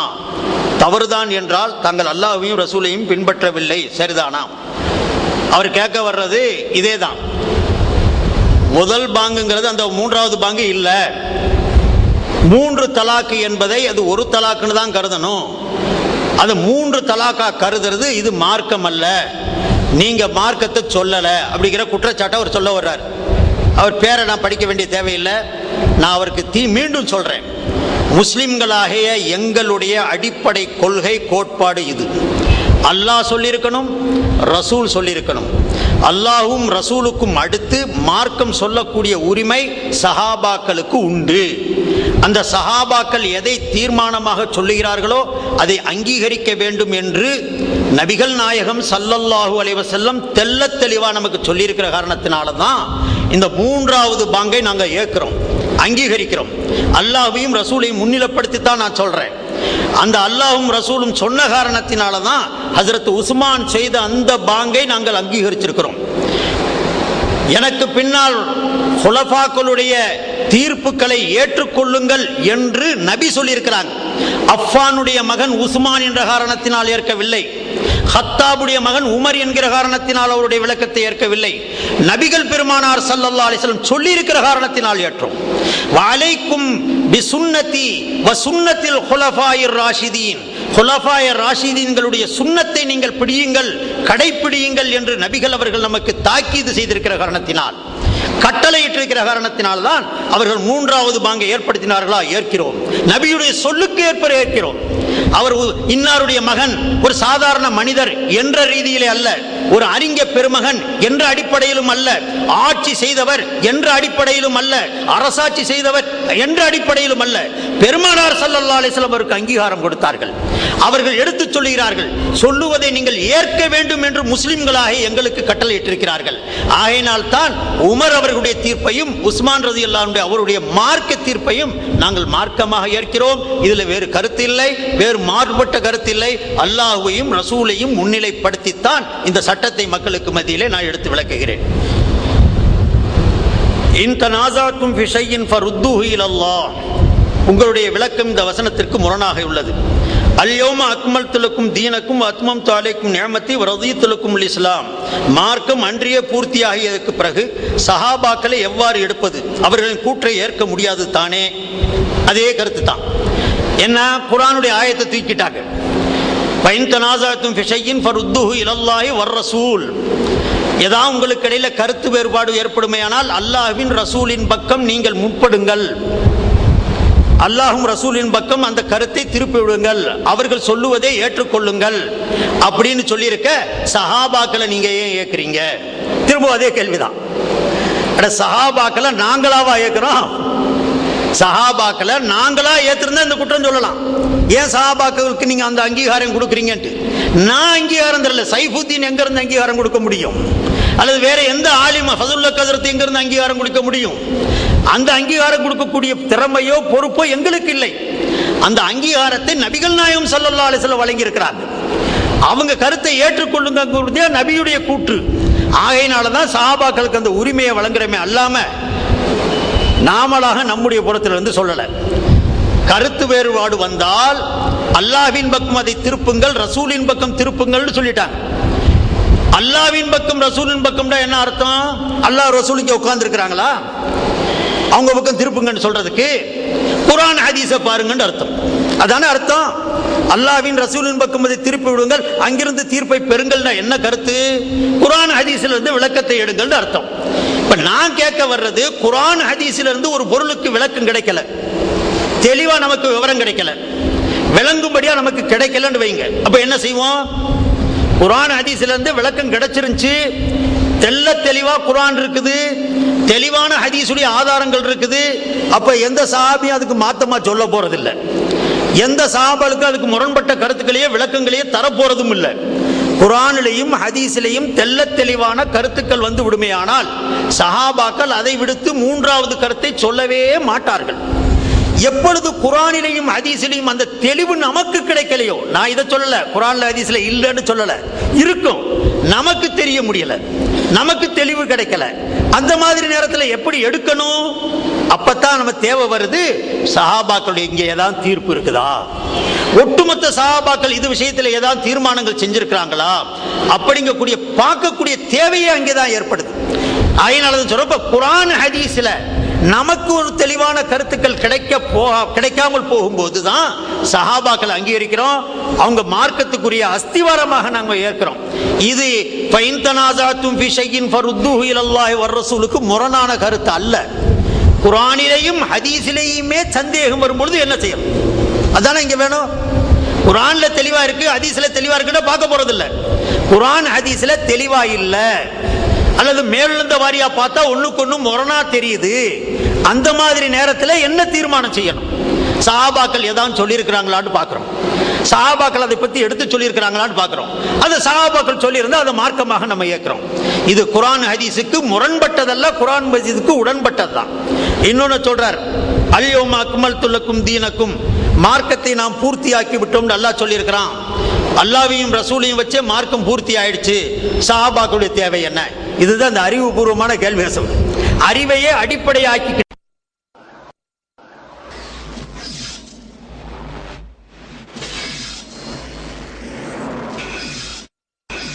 எப்படி மார்க்கம் பூர்த்தியாகும், அந்த மார்க்கத்தை பூர்த்தியாக்கக்கூடிய விதம் என்ன, அதை பூர்த்தியாக கருதப்படுவதற்குரிய வழிமுறை என்ன, இதை நபிகள் நாயகம் ஸல்லல்லாஹு அலைஹி வஸல்லம் விளக்கி சொன்னாங்க. நான் உங்களுக்கு சொன்னேன், எனக்கு பின்னால இப்படி 3 காலம் வரும், சிறந்த காலம் வரும். அங்கே சொல்லப்படக்கூடிய தீனுடைய கருத்து மார்க்கத்தை சொல்றதுக்கு தான் ரசூலுல்லாஹ் அதை சொல்லாங்களே தவிர அவங்கள சும்மா தட்டேத்தி விட்டுறதுக்காக வேண்டி எனக்கு பின்னால 3 காலம் ரொம்ப மரியாதைக்குரியவங்களா இருப்பாங்க, அடுத்தவங்கள மோசமா போயிடுவான், அது ஒரு தகவல் அல்ல, தினத்தந்தி செய்தி அல்ல, மார்க்க விளக்கத்தை பெறுவதற்குண்டான வழியாக பெருமானார் ஸல்லல்லாஹு அலைஹி வஸல்லம் சொன்னாங்களே தவிர அந்த காலத்தில் இருக்கக்கூடிய விளக்கங்களை ஏற்கும் போதுதான் மார்க்கம் பூர்த்தியாகும். சும்மா நீ வெறும் குர்ஆன் ஹதீஸை மட்டும், நான் ஒரு சவாலாவே சொல்றேன் உங்கள்கிட்ட, இந்த இடத்துல கூட சொல்றேன், இந்த சம்பந்தப்பட்ட இளைஞர்கள் இருப்பார்கள், ஏன்னா அவங்க கொஞ்சம் சிந்திச்சு பார்க்கணும். நான் உங்கள்கிட்ட வந்து போட்டி போடுறதுக்காக சொல்ல, ஒரு விவாத மேடை அல்ல இது, விளக்கம் தரக்கூடிய மேடை. எனக்கு நான் விளங்குனதை உங்களுக்கு முன்னால விளக்கி வைக்கிறேன். நான் இவங்களுக்கே சொல்றேன், குர்ஆன் ஹதீஸ்ல எல்லாமே மார்க்கம் பூர்த்தி ஆகி போச்சு, அடுத்து வரக்கூடிய ஜெனரேஷனுடைய ஆய்வுகள் தேவையில்லை, அவன் மனசுல மண்டையில பட்டதை எடுத்துக்கிறலாம் அப்படிங்கக்கூடிய கருத்து சரியா இருக்குமேனா, நான் உங்கள்கிட்ட ஒரு விஷயம் கேட்கிறேன், ஒரு மசாலா கேட்கிறேன், குர்ஆன் ஹதீஸ் வந்து நேர சொல்லட்டும், நேரடியா பார்க்கணும், பலமான ஹதீஸ் மூலமா நம்ம எடுத்து சொல்லணும். ஒரு மனிதன் நோயாளியா இருக்கக்கூடிய மனுஷனோ அல்லது நோய் இல்லாம ஒரு பலவீனமான இருக்கக்கூடிய மனுஷனோ இன்ஜெக்ஷன் போட்டால், ஊசி போட்டான், நோன்பு வச்சிருக்கிறான், இவன் நோன்பு முறியுமா முறியாதான்? குர்ஆன் ஹதீஸ் இருந்து சொல்லணும். விளக்கறங்கக்கூடிய விளக்கத்தை வைக்க கூடாது, நேரடியா குர்ஆன்ல இருந்து எடுக்கணும், ஹதீஸ்ல இருந்து எடுக்கணும். நீ ஆய்வு என்ற ரீதியில் இவங்க சொல்ல ஆரம்பிச்சா உங்க ஆய்வை விட நம்முடைய முன்னோர்கள் ஆய்வு எவ்வளவோ சிறந்தது, சஹாபாக்களுடைய ஆய்வு மிகச் சிறந்தது. குர்ஆன் ஹதீஸுடைய அடிப்படையில் தெளிவான குர்ஆனுடைய ஆயத்துக்கள் ஹதீஸுகளை வச்சு நோம்பாளியா இருக்கக்கூடிய ஒரு மனுஷன் ஊசி போடுவானே ஆனா, இன்ஜெக்ஷன் போடுவானே ஆனா, அது மருந்துடைய இன்ஜெக்ஷனா இருந்தாலும் சரி அல்லது ஹெல்த்துடைய இன்ஜெக்ஷனாக இருந்தாலும் சரி, போட்டால் இவனுடைய நோன்புடைய நிலை என்ன, முறியுமா முறியாதா? யாரா இருந்தா சொல்லுங்க, ரொம்ப உங்களுக்கு நன்றி கடப்பட்டவனா இருப்பேன். ஆனா குர்ஆன் ஹதீஸை வச்சு தெளிவா சொல்லி ஆகணும். அப்ப அங்க என்ன எடுப்போம், எங்கேயும் வர்றதுக்கு வாய்ப்பு இல்லை, ஏன்னா அந்த காலத்தில் இன்ஜெக்ஷனுடைய பழக்கமே இல்லைங்கிற நேரத்தில் அதை பத்தி அங்க சொல்ல வேண்டிய தேவையும் இல்லை, அங்க ஆய்வு செய்ய வேண்டியது வந்துச்சு. அப்ப சஹாபாக்களுடைய காலமோ அதுக்கு அடுத்து வந்த தாபியன்களுடைய காலமோ தபய தாபியன்களுடைய காலம் எதை நற்காலம் என்று நபிகள் நாயகம் ஸல்லல்லாஹு அலைஹி வஸல்லம் சான்றிதழ் வழங்கினாங்களோ அங்கே சொல்லியிருந்த தீர்ப்பத்தை எடுக்கிறோம். அது இல்லாம மார்க்கமே பூர்த்தி ஆகுது. உதாரணமா ஊசி போட்டா என்ன ஆண்டு இஸ்லாத்துல இல்ல அப்படி சொன்ன மார்க்கம் பூர்த்தி எங்க ஆச்சு? ஒரு விடிவு வேணுமா வேணாமா? அட நோம்பு முறிஞ்சிட்டு சொல்லு, அதுக்கு ஒரு ஆதாரம் சொல்லு. குர்ஆன் ஹதீஸ்ல இருந்து தெளிவா வரணும். அத நோம்பு முறியலன்னு சொல்றீங்க தீர்ப்பாகவே, அதுக்காக ஆதாரத்தை சொல்லுங்க, குர்ஆன் ஹதீஸை வச்சு சொல்லுங்க பார்க்கலாம். அந்த மாதிரி வாய்ப்பு இல்லை. ஆகையினாலதான் நம்ம சொல்றோம், இதுக்கு அல்யௌம அக்மல்து லக்கும் தீனக்கும்ங்கிறதுக்கு அர்த்தம் இது அல்ல. உலகத்தில் தோன்றக்கூடிய அத்தனை சட்டங்களும் அத்தனை பிரச்சனைகளுக்கும் லட்சோப லட்ச பிரச்சனைகளுக்கும் நேரடியா குர்ஆன் ஹதீஸ்ல இருந்து விளக்கம் கிடைக்கும் அப்படின்னு பார்த்தோம்னு சொன்னா நிச்சயமா கிடைக்காது. இவங்களும் தர போறதில்ல. நான் இன்னொன்னு கூட இன்னும் கொஞ்சம் மேலேறி வந்து சொல்றேன். எல்லாமே குர்ஆன் ஹதீஸ்ல தான் இருக்குது. மற்றவர்கள் விளக்க வேண்டிய தேவை இல்லைன்னா பிஜே ஏன் விளக்கணும்? இவங்க ஏன் குர்ஆனுக்கு ஹதீஸுக்கு விரிவுரை எழுதணும்? அல்லது இது போன்று இருக்கக்கூடியவங்க இங்க கூடிய கமாலுத்தீன் மதனியாவே இருக்கட்டும், அவரையும் அதுக்கு விளக்கம் சொல்லணும். அவன் ஹதீஸை பார்த்து செயல்படுத்திட்டு போறான். இதுக்கு விளக்கம் என்ன தேவை வந்துச்சு? தன்னுடைய விளக்கம் என்ற ரீதியில ஒன்னு சொல்ல முடியும். ஆனா சஹாபாக்களுக்கு அந்த உரிமை இல்ல, தாபியீன்களுக்கு அந்த உரிமை இல்லைன்னு சொல்றது இது நபியை அவமானப்படுத்துறது, அவமதிக்கிறதா தான் கருதுமே அல்லாம இது உண்மையான கருத்து அல்ல. ஆகையினால அல்யௌம அக்மல்து லக்கும் தீனக்கும் மார்க்கத்தை பூர்த்தி செய்து கொடுத்திருக்கிறேன் அல்லாஹ் கொடுத்தது சொன்னது உண்மை. அந்த எப்படி பூர்த்தி செய்யப்பட்டிருக்குங்கிறத நபிகள் நாயகம் ஸல்லல்லாஹு அலைஹி வஸல்லம் விளக்கி கொடுத்திருக்கிறாங்க. அந்த அடிப்படையில் தான் அந்த மார்க்கம் பூர்த்தி அல்லாம நீங்க விளங்கிக்கிட்டது மாதிரி பூர்த்தி அல்ல.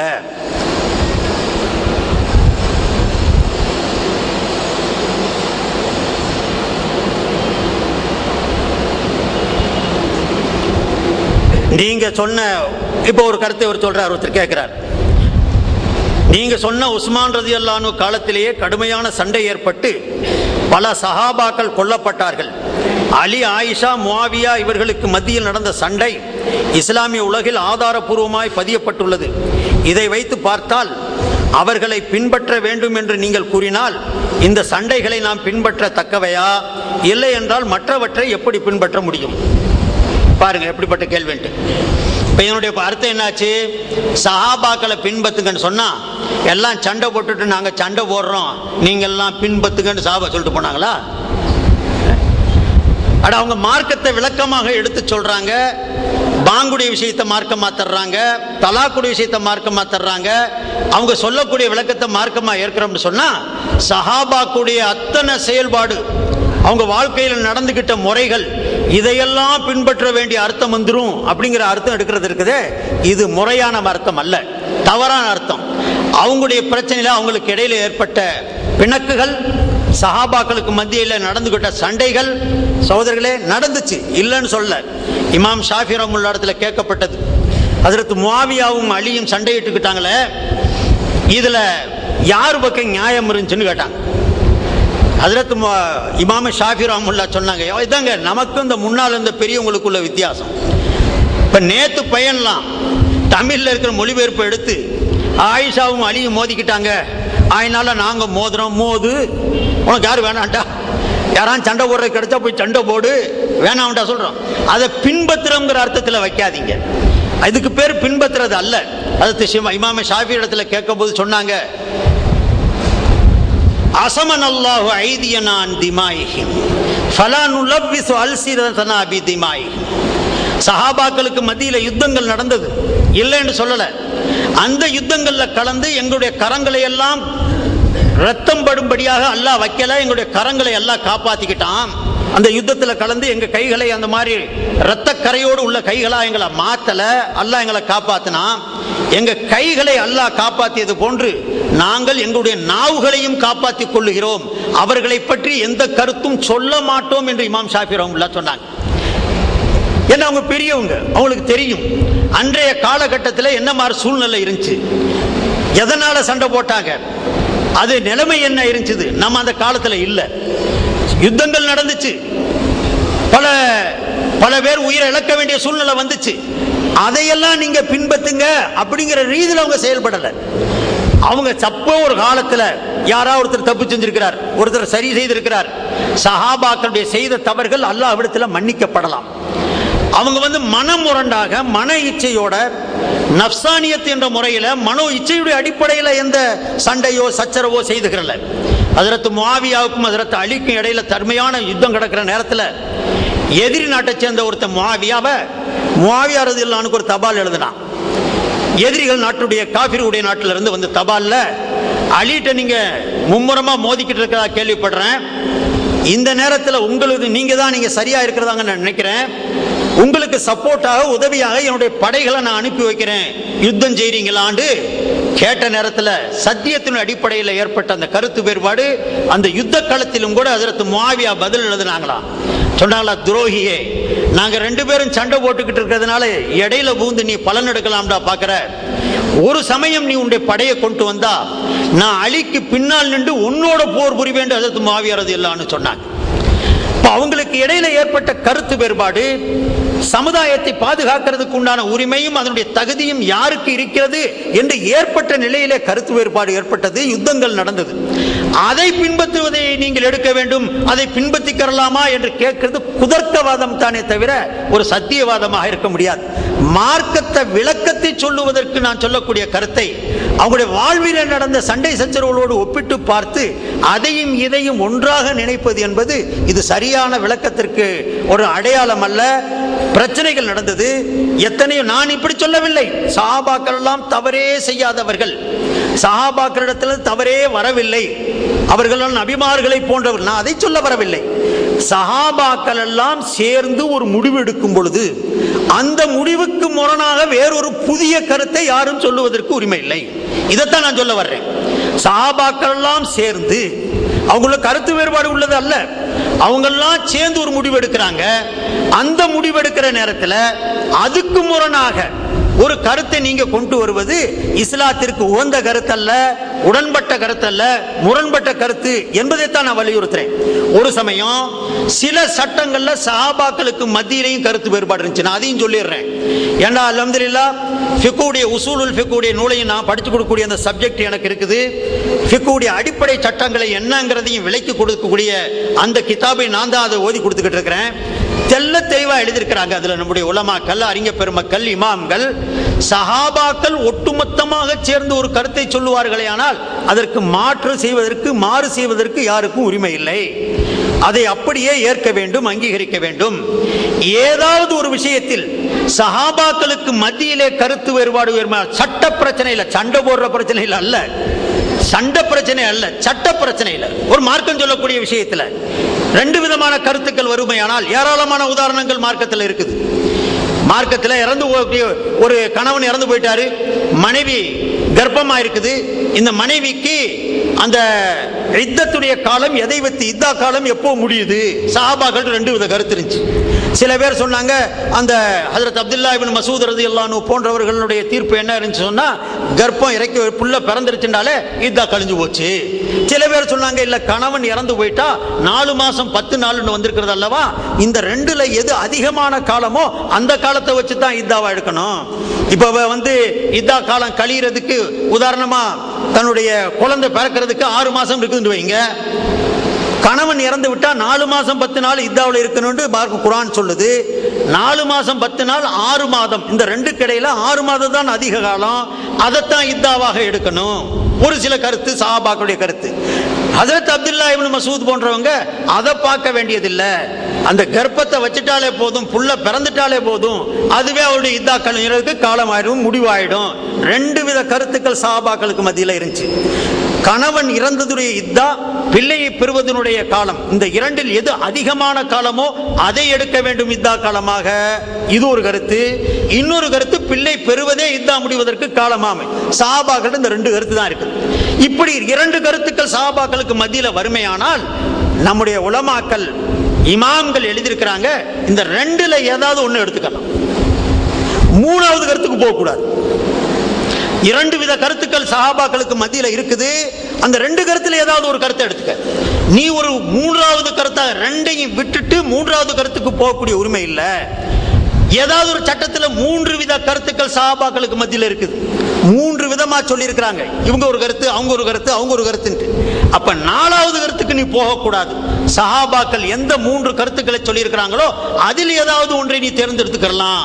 இப்படி சஹாபாக்களுக்கு முக்கியத்துவம், முன்னுரிமையும் கொடுத்தது இஸ்லாத்தை விளக்கக்கூடிய சட்டத்தில் தானே தவிர சண்டை போட்டுக்கிட்டது, அவர் அந்த பொருளை எடுத்துக்கிட்டாரு, இவர் இங்க போய் இப்படி பேசினாரு, அந்த மாதிரி நம்ம பேசலாமா என்ற கூட ஒரு மாணவர் கேட்டார். சஹாபாக்களை பின்பற்றலான்னு சொல்றீங்களே,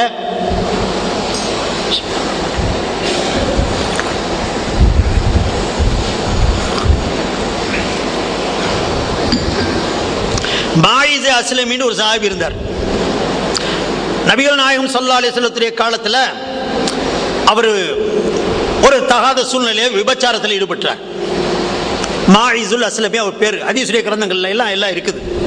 அவர் என்கிட்ட இப்படித்தான் எடக்கா கேட்கிறாரு, சஹாபாக்களை பின்பற்றிக்கலான்னு சொல்றீங்களே, இப்ப மாயிசு அஸ்லமியை பின்பற்றலாமா? பாருங்க எடக்கான கேள்விகளை. என்ன அர்த்தம்? நம்மளும் விபச்சாரம் செய்யலாமா? சஹாபாக்களை பின்பற்றிக்கலான்னு சொல்றீங்கல்ல, இது எடக்கான கருத்துக்கள். இது ஒரு நேர்மையான சரியான கருத்து அல்ல. சஹாபாக்கள் என்ன செஞ்சாலும் என்ன தப்பு செஞ்சிருந்தாலும் தப்புன்னு தெரிஞ்ச பிறகு கூட அதை பின்பற்றிக்கங்க யாரும் சொல்ல போறதில்லை. ஒட்டுமொத்த சஹாபாக்குடைய கருத்து எல்லாமே சேர்ந்து ஒரு தீர்ப்பு செய்யறாங்க, அது தப்பா போச்சு அப்படின்னு சொல்றது ரைட் இல்லைன்னு நம்ம சொல்றோம். 3 விதமான சட்ட கருத்துக்கள் ஏற்படும் பொழுது சஹாபாக்களுடைய கருத்துக்களுக்கு முக்கியத்துவம் கொடுங்கன்னு சொல்றதுனால அவங்க செஞ்ச தவறுகளை எல்லாம் நீங்க ஃபாலோ பண்ணுங்க, அதனால உங்களுக்கு வெற்றி கிடைக்கும் அப்படிங்கிற கருத்தை எடுத்தா இது அர்த்தம் அல்ல, அனர்த்தம். இது நான் கூட அப்ப சொன்னேன், மாயிசு அஸ்லம் அவருடைய பாணியிலேயே சொல்ல வேணுங்கிறக்காக சொன்னேன். மாயிசு அஸ்லமிய கூட பின்பற்றுங்க, உங்களுக்கு நேர்வழி கிடைக்கும். ஆனா பாதியா பின்பற்றக்கூடாது, முழுமையா பின்பற்றணும். மாயிசு அஸ்லமிய கூட நீங்க பின்பற்றலாம். எப்படி முழுமை? அவர் விபச்சாரத்தில் ஈடுபட்டார். ஆனா நபிகள் நாயகம் ஸல்லல்லாஹு அலைஹி வஸல்லம் முன்னால அகிம் அலைய கிதாப் அல்லாஹ், ரசூலுல்லாஹ் நான் இந்த மாதிரி தப்புல போயிட்டேன், என் மேல நீங்க ஹத்த ஜாரி பண்ணுங்க, கல்லால் அடிங்க, என்னைய தீர்ப்பு செய்யுங்கிறாங்க. நபி ஸல்லல்லாஹு அலைஹி வஸல்லம் நில்லப்பா 4 முனையில திரும்புறாங்க, நீல வரலாறு.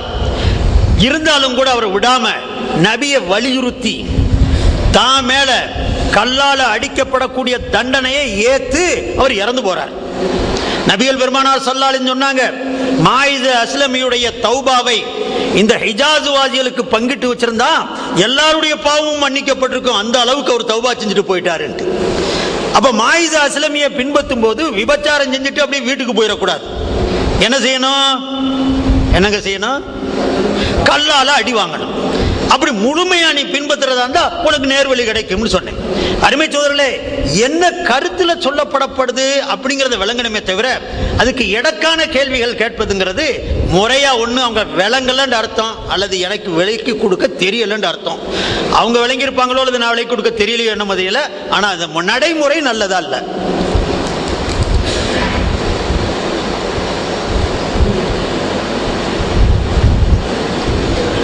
எல்லா நபிமார்களுக்கும் திருமணம் முடிஞ்சாச்சு என்று அல் குர்ஆனில் கூறியிருக்கிறான் என்று ஆலிம்சா சொன்னார், சொல்லுகிறார். ஈசா நபிக்கு திருமணம் முடியவில்லை என்று ஆலிம்சா சொன்னார், ஈசா நபிக்கு திருமணம் முடியவில்லை என்று. இதை விளக்கவும். எல்லா நபிமார்களுக்கும் திருமணமும் இருந்துச்சு, மனைவிமார் இருந்தாங்க, மக்கள் இருந்தாங்க. அஸ்வாஜம் வஸுர்ரியா குர்ஆன்ல இருக்குது. எல்லாத்துக்கும் அர்த்தம் ஒன்று கூட விடாமங்கிற அர்த்தம் அல்ல. அதுல சில நபிமார்கள் விதிவிலக்கா இருந்தாங்க. ஹஜ்ரத் யஹ்யா அலைஹிஸ்ஸலாத்துக்கு திருமணம் நடக்கல, ஹஜ்ரத் ஈசா அலைஹிஸ்ஸலாத்துக்கு திருமணம் நடக்கல. அதிகப்படியான நபிமார்களுக்கு திருமணம் செய்து வைக்கப்பட்டது, குழந்தை குட்டிக்கு இருந்துச்சு அப்படிங்கிற கருத்துல தான் சொல்லப்படுது. இதுல ஒரு சில நபிமார்கள் இருந்துட்டு இல்லாம போயிட்டாங்கன்னு சொன்னா அது விதிவிலக்காக கருதப்படும். நம்ம கூட சொல்லுவாங்க, எல்லாரும் வந்துட்டாங்களா, எல்லாரும் வந்துட்டாங்க, ஒருத்தர் 2 பேர் வராம இருந்தா கூட சொல்லுவோம், எல்லாரும் வந்துட்டாங்க சொல்லுங்க. அது என்னடா நடைமுறையில் சொல்லப்படக்கூடியது. அந்த மாதிரி தான் குர்ஆன்ல சொல்லப்பட்டிருக்குது. அனைத்து நபிமார்களுக்கும் மனைவிமார்கள் இருந்தாங்க, மக்கள் இருந்தாங்கன்னு சொன்னா அதுல ஒரு சில நபிமார்கள் விதிவிலக்காகிறாங்க, அவங்களுக்கு திருமணம் நடக்கல.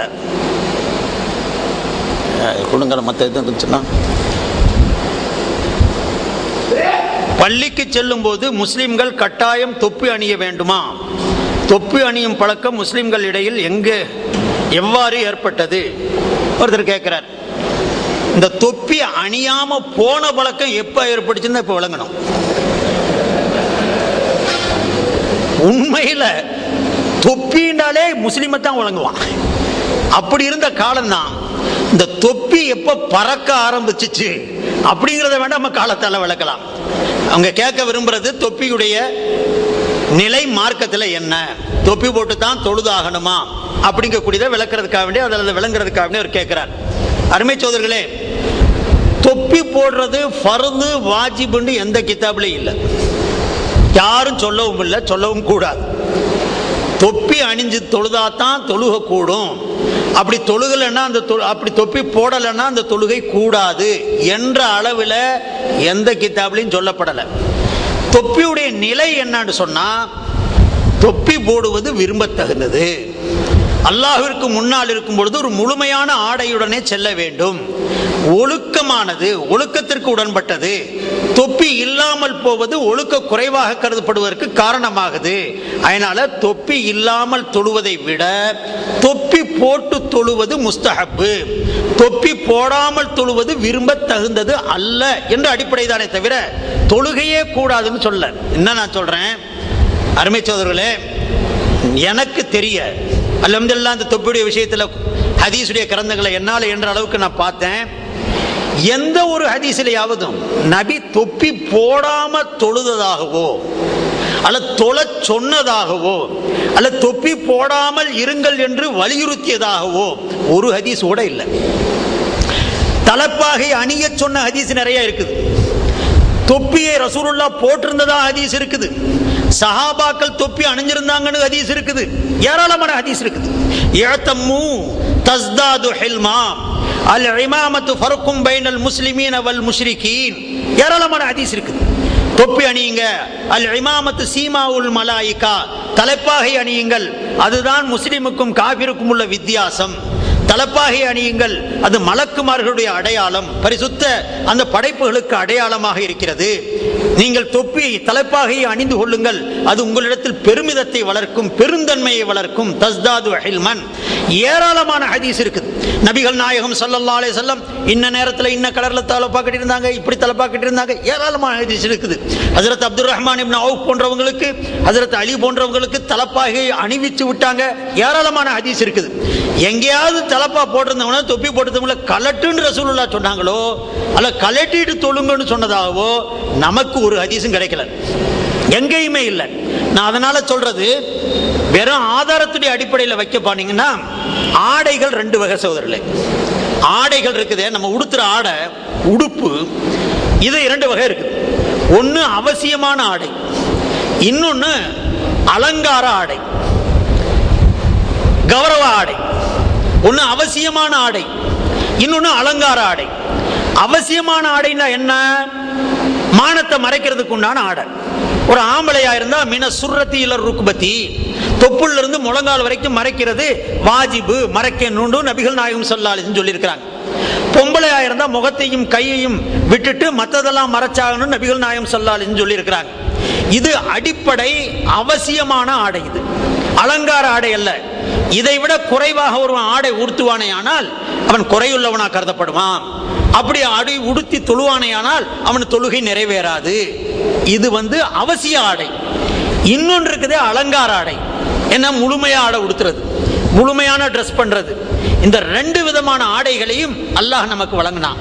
யா பனி ஆதம் கது அன்சல்னா அலைக்கும் லிபாஸன் யுவாரி சௌஆத்திக்கும் வரீஷா, ஆதமுடைய மக்களே, உங்களுக்கு இரண்டு வித ஆடைகளை நான் இறக்கி வைத்திருக்கிறேன். ஒன்று உங்களுடைய மானத்தை மறைக்கக்கூடிய அவசிய ஆடையும், இன்னொன்று உங்களுக்கு வழங்கப்பட்டிருக்கக்கூடிய கௌரவ ஆடையும், ரீசன் அலங்கார ஆடையும் வழங்கியிருக்கிறேன். ரெண்டு விதமான ஆடை அல்லாஹ் வழங்கியிருக்கிறான் நமக்கு. இந்த ரெண்டு விதமான ஆடையை வழங்கிட்டு ஒரு இடத்துல அல்லாஹ் இன்னொரு இடத்துல சொல்றான், யா பனி ஆதம் ஹுது ஜீனத்தக்கும் இன்த குல்லி மஸ்ஜிதின், ஆதமுடைய மக்களே, நீங்கள் மஸ்ஜிதுக்கு போகும்பொழுது ஜீனத்தை கடைபிடிங்கள், அலங்கார ஆடை எடுத்துக்கொள்ளுங்கள் சொல்றான். இப்ப நான் கேட்கிறேன், நான் நிச்சயமா சொல்றேன், தொப்பி அவசிய ஆடை அல்ல. ஆனால் என்ன மாதிரி ஆடை? அலங்கார ஆடை, ஒரு முழுமையான ஆடை. அல்லாஹ் சொல்றான் இந்த குல்லி மஸ்ஜித். மஸ்ஜித் என்ற வார்த்தை சுஜூத் என்ற அர்த்தத்திலும் பயன்படுத்தப்படும், மஸ்ஜிதுக்கு பள்ளி என்ற அர்த்தத்திலும் பயன்படுத்தப்படும். சுஜூத் என்றால் தொழுகை என்பது அர்த்தம், மஸ்ஜித் என்றால் பள்ளி என்ற அர்த்தம். பள்ளிக்கு போகும்போது தொழ போகும் பொழுது நீங்கள் ஜீனத்தை கடைபிடியுங்கள் என்று அல்லாஹ் சொல்லி இருக்கிறான்னு சொன்னா, ஜீனத்தான ஆடையோட போவேன், தொப்பிய போட, அது ஜீனத்துடைய ஆடை தானே, அவசிய ஆடை என்று யாரும் சொல்லலையே. அதை கலட்டுவதற்கு காரணம் இல்லை சார். இன்னைக்கு காலம் மோசமா போச்சு. இன்னைக்கு இப்ப எல்லாம் மோசமா போச்சு சொல்லி ஏதோ ஒரு காலத்துல இருந்துச்சு, தொப்பியை கூடையில போட்டு வச்சிருந்தா அவன் தூக்கி தலையில மாட்டி தொழுதான். இப்ப அதையும் வேண்டாம்னு சொல்லக்கூடிய கூட்டம் வந்துருச்சு. பெரிய வேடிக்கையான காலமா போய், நான் கூட விவரம் வேடிக்கையா கூட சொல்றது உண்டு. இன்னொரு காலம் வரும், எல்லாம் அரக்கால் டவுசர் போட்டிருப்பான், லுங்கி அங்கே வச்சிருப்பான் கூடையில, லுங்கியை கட்டிட்டு தொழுதுட்டு எடுத்து கட்டி போட்டு போகக்கூடிய காலம் வந்தாலும் வரும். நான் சிங்கப்பூர்ல நான் பார்க்கவும் செய்தேன். சிங்கப்பூர்ல ஒரு பள்ளியில் நின்றுக்கிட்டு இருந்தேன். ஒரு பெண்ணு வந்தாங்க, இந்த மினி ட்ரெஸ் போட்டு. சிங்கப்பூர்ல சர்வசாதாரணமா இருப்பாங்க, அந்த தொடை தெரிகிற மாதிரி பொம்பளை ட்ரெஸ் பண்ணிட்டு வந்தா. அது அந்த சுற்றுலா மையத்தில் இருக்கக்கூடிய ஒரு பள்ளிவாசல். அது எல்லாரும் டிராவல்ஸ் எல்லாம் வந்து பார்க்குறாங்க. நான் அந்த பள்ளியை பார்த்துக்கிட்டு இருந்து அந்த பொண்ணுகள்லாம் நிறைய வர ஆரம்பித்த உடனே நான் கூட நினச்சி ஏதாவது கிறிஸ்துவ பெண்களாக இருக்கும், மற்ற பெண்களாக இருக்கும், இதை பார்க்க வர்றாங்க பள்ளியன் வந்தாங்க. அங்கே பேகை திறந்தாங்க, உள்ளேருந்து புர்கா எடுத்தாங்க, பூரா போட்டு தொழுதுட்டு புர்காவை கட்டி பையில வச்சுட்டு போயிட்டாங்க. அப்பத்தான் தெரிஞ்சு இந்த ஆளு முஸ்லிமான பொண்க தொழுக வந்த நேரம். எனக்கு பெரிய பயம். இப்போ அப்படி என்னன்னா, இன்னைக்கு தொப்பியை கழட்டி கூடையில் போட்டு வச்சிருக்கிறோம், கழட்டில் மாட்டி போட்டு போய்கிட்டு இருக்கிறாங்க. இன்னொரு காலத்தில் இது மாறி வேற மாதிரி வருமோ அப்படிங்கக்கூடிய ஐயமும் இருக்கு. நான் சொல்ல வந்த சுருக்க சகோதரர்களே, தொப்பை அவசியமான ஆடை அல்ல, அலங்கார ஆடை. அலங்கார ஆடையுடனே பள்ளிக்கு வரும்படி அல்லாஹ் கட்டளை இட்டிருக்கிறான்.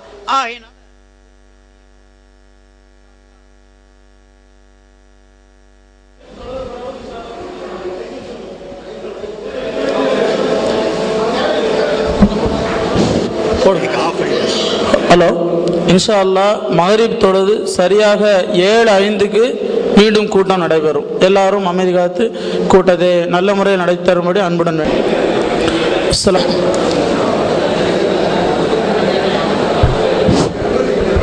அஸ்ஸலாமு அலைக்கும்.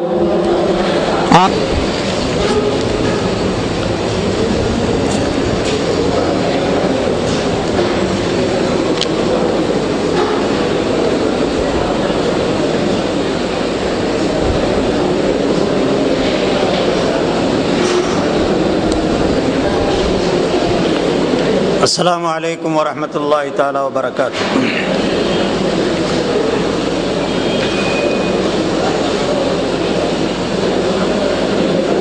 அருமை சகோதரர்களே, கேள்விகள் ரொம்ப ஜாஸ்தியாக தான் வந்திருக்கு. இன்ஷா அல்லாஹ் என்னால் என்றவரை முழு கேள்விகளுக்கும் பதில் சொல்கிறதுக்கு உண்டான நான் முயற்சி செய்கிறேன்.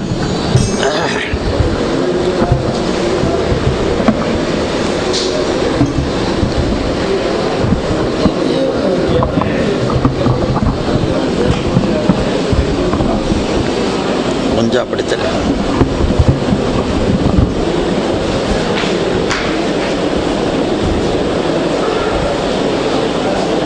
ஒரு சகோதரர் கேட்டிருக்கிறார்,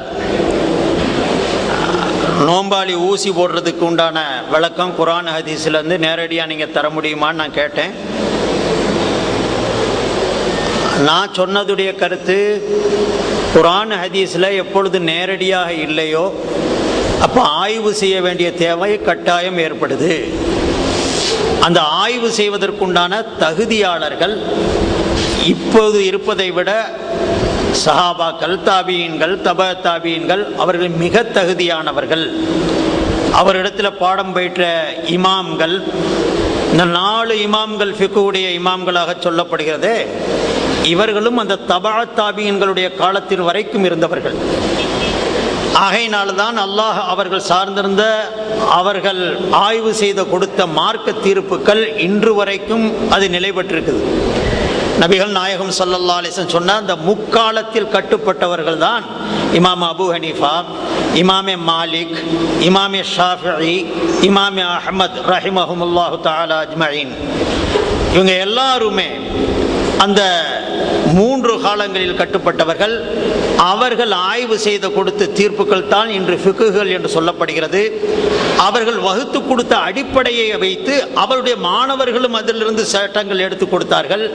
அதை கொண்டு மார்க்கம் முழுமையான அளவிற்கு விளங்கும் அளவிற்கு நமக்கு அது பலன் கொடுத்தது என்ற கருத்தை தான் நான் உங்களுக்கு எடுத்து வச்சேன். அதில் ஒருத்தர் கேட்குறார், தபா தாபீன்கள் காலத்தில் ஊசி புழக்கத்திற்கு வந்து விட்டதா, அப்போ அவங்க காலத்தில் மட்டும் ஊசி போட்டாங்களா அப்படின்னு கேட்குறார். நான் சொன்ன விளக்கத்திற்கு அவர் சரியாக விளங்கினாரா என்னான்னு தெரியல. நான் சொல்ல வந்தது குர்ஆன் ஹதீஸில் நேரடியாக காட்ட முடியாது. காட்ட முடியும்னா அவங்க காட்டணும். குர்ஆன் ஹதீஸில் ஊசி போட்டால் என்ன சட்டம், பீடி சிகரெட்டு குடிக்கலாமா, குர்ஆன்ல இருந்து நேராக காட்டணும். கூடும்னு சொல்லு, கூடாதுன்னு சொல்லு, மக்ரூஹ்னு சொல்லு, நேரடியாக சொல்ல முடியுமா? முடியாது. சினிமா பார்க்கலாமா, டெலிவிஷன் பார்க்கலாமா, இந்த மாதிரி புதிய எந்த விஷயங்கள் ஏற்பட்டதோ இது ஆய்வுடைய அடிப்படையில் தான் எடுத்து கொடுக்க முடியும். நேரடியா குர்ஆன் ஹதீஸ்ல இருந்து எடுத்து கொடுக்க முடியாது. இப்ப நேரடியா குர்ஆன் ஹதீஸ்ல இருந்து இதுக்கு விளக்கம் சொல்ல முடியாததுனால இந்த மார்க்கம் குறையுள்ளதா போச்சு, குர்ஆன் குறைவா போச்சு, ஹதீஸ் குறைவா போச்சுன்னு யாரும் சொல்றதில்ல. நபிகள் நாயகம் ஸல்லல்லாஹு அலைஹி வஸல்லம் வழிமுறையை சொல்லி கொடுத்தாங்க.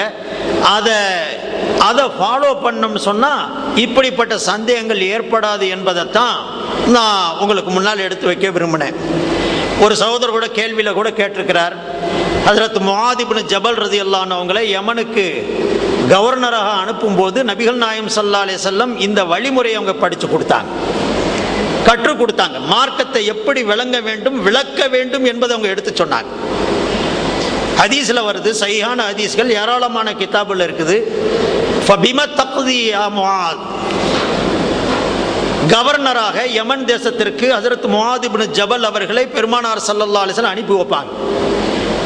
பல பேர்களை பல பகுதிகளுக்கு அனுப்பிச்சு வச்சு போகும்போது அவங்களுக்கு மார்க்க விளக்கங்களை எப்படி தரணுங்கக்கூடிய ட்ரைனிங்கும் கொடுப்பாங்க. நபிகள் நாயகம் ஸல்லல்லாஹு அலைஹி வஸல்லம் பரீட்சை பண்ணி பார்ப்பாங்க, கேள்வி கேட்பாங்க, பதில பெறுவாங்க. அப்படித்தான் அனுப்பி வச்சாங்க. பல பேருக்கு பிறரை வைத்து எழுத்து மூலமா எழுதி சட்டங்களையும் கையில கொடுத்திருக்கிறாங்க. இப்படி நிறைய நடந்திருக்குது. அம்ர் இப்னு ஹஸ்முக்கு வந்திருக்குது, முஆத் இப்னு ஜபலுக்கு வந்திருக்கு ரலியல்லாஹு தஆலா அன்ஹும் அஜ்மஈன். அப்ப ரசூலுல்லாஹி ஸல்லல்லாஹு அலைஹி வஸல்லம் கேட்டாங்க, முஆத் நீங்க போறீங்க, மக்களுக்கு மத்தியில ஏற்படக்கூடிய பிரச்சனைகளுக்கு தீர்வு எப்படி தருவீங்க, மசலா எப்படி சொல்லுவீங்க, சட்ட விளக்கம் எப்படி தருவீங்கன்னு கேட்டாங்க.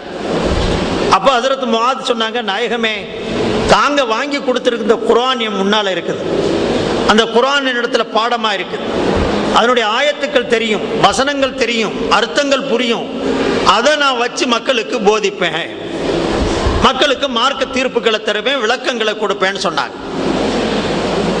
அப்ப ரசூலுல்லாஹி ஸல்லல்லாஹு அலைஹி வஸல்லம் சொல்றாங்க, ஃபஇல்லம் தஜித், குர்ஆனிலே அந்த விளக்கத்தை நீங்கள் பெற்றுக்கொள்ளவில்லை என்றால் என்ன செய்வீர்கள்? குர்ஆன்ல இல்லைண்டா என்ன செய்றீங்கன்னு கேட்கல. குர்ஆனிலே அந்த விளக்கத்தை நீங்கள் பெற்றுக்கொள்ளவில்லை என்றால், உங்களுக்கு தெரியலன்னா, சில சட்டங்கள் கேட்கிறாங்க, குர்ஆன்ல தேடி பார்க்கறீங்க கிடைக்கல, அப்ப என்ன செய்வீங்க? அப்போ சொல்றா, பிமா கவா பிஹி ரசூலுல்லாஹி ஸல்லல்லாஹு அலைஹி வஸல்லம், அல்லாஹ்வுடைய தூதராகிய தாங்களுடைய சொல் செயல் அங்கீகாரங்கள் இருக்குது, தாங்கள் கொடுத்த விளக்கங்கள் கண்ணு முன்னால இருக்குது, அதை வச்சு நான் தீர்ப்பு செய்வேன், அதை வச்சு மக்களுக்கு விளக்கி சொல்வேன், மார்க்கத்தை சொல்லுவேன். இப்ப நபிகள் நாயகம் ஸல்லல்லாஹு அலைஹி வஸல்லம் அடுத்து கேட்கிறாங்க, என்னுடைய சொல் செயல் அங்கீகாரத்துல ஹதீஸ்களை அந்த விளக்கம் உங்களுக்கு கிடைக்கலன்னா என்ன செய்வீங்க? நீங்க அதுல பெத்துக்கிற முடியல. எல்லா சஹாபிக்கும் எல்லா ஹதீஸும் தெரியும்னு சொல்ல முடியாது. ஏன்னா எல்லா நிலையிலையும் சஹாபாக்கள் கூடயே இருக்கல. எண்ணற்ற சஹாபாக்கள் நபிகள் நாயகம் ஸல்லல்லாஹு அலைஹி வஸல்லத்துடைய சொல்ல கேட்டு செயல்பட்டு இருக்கிறாங்க. பல சஹாபாக்கள் நபியுடைய சொல்ல சஹாபாக்கள் மூலமாக கேட்டு செயல்பட்டு இருக்கிறாங்க.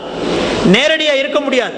1,24,000 சஹாபாக்கள் ரசூலுல்லாஹ்வை சுத்தியே உட்கார்ந்திருந்தா எங்க அப்புறம் எப்படி அவங்க பொழப்பு எப்படி நடக்கும்? யுத்தங்களுக்கு போனாங்க, பயணங்களுக்கு போனாங்க, வியாபாரங்களுக்கு போனாங்க, தொழில்துறையில் ஈடுபட்டாங்க, விவசாயங்களில் ஈடுபட்டு இருந்தாங்க. 24 மணி நேரம் நபியுடனே சார்ந்து இருக்க முடியாது. அப்ப நபி ஸல்லல்லாஹு அலைஹி வஸல்லத்திடத்துல நேரடியா பெற்றுக்கொள்ள முடியாதவங்க பிற சஹாபாக்கள்ட்ட இருந்து கேட்டு தெரிஞ்சுக்கிடுவாங்க. இப்படி நடந்துச்சு. ஹஜ்ரத் அபூ ஹுரைரா ரலியல்லாஹு அன்ஹு முஸ்லிம் ஆனதே ஹிஜ்ரி 7ல. நபி ஸல்லல்லாஹு அலைஹி வஸல்லம் வஃபாத் ஆகும்போது ஒரு 3-4 வருஷம் தான் கூட இருந்தாங்க.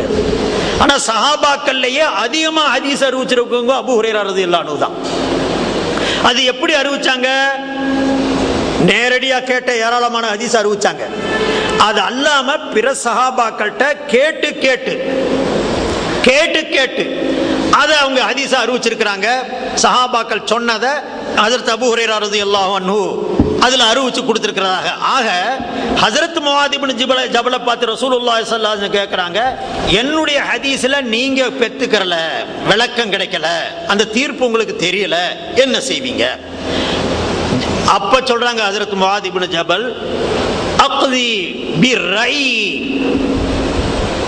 என்னுடைய ஆய்வின் மூலமாக கிடைக்கக்கூடியதை வச்சு நான் மக்களுக்கு தீர்ப்பு சொல்லுவேன். குர்ஆன்ல நேரம் கிடைக்கல, ஹதீஸ்ல நேரம் கிடைக்கல, அல்லாஹ் அறிவை கொடுத்திருக்கிறான். குர்ஆன் ஹதீஸுடைய அடிப்படை ஒன்று இருக்குது, அதை வச்சு முரண்படாத விதமாக ஆய்வுடைய அடிப்படையில் ஏற்படக்கூடிய பிரச்சனைகளுக்கு நான் தீர்வு தருவேன். இப்படி சொன்ன உடனே நபிகள் நாயகம் ஸல்லல்லாஹு அலைஹி வஸல்லம் ரொம்ப சந்தோஷப்பட்டாங்க, அல்லாஹ்வை புகழ்ந்தாங்க. ரசூலுல்லாஹ் அனுப்பி வைக்கக்கூடிய இந்த தூதுவர் கவர்னராக போகக்கூடியவருக்கு சரியான வழியை காட்டி கொடுத்த அல்லாஹ்வுக்கே எல்லா புகழும் நபிகள் நாயகம் ஸல்லல்லாஹு அலைஹி வஸல்லம் புகழ்ந்தாங்க. குர்ஆன்ல பார்க்கிறோம், ஹதீஸ்ல பார்க்கிறோம்.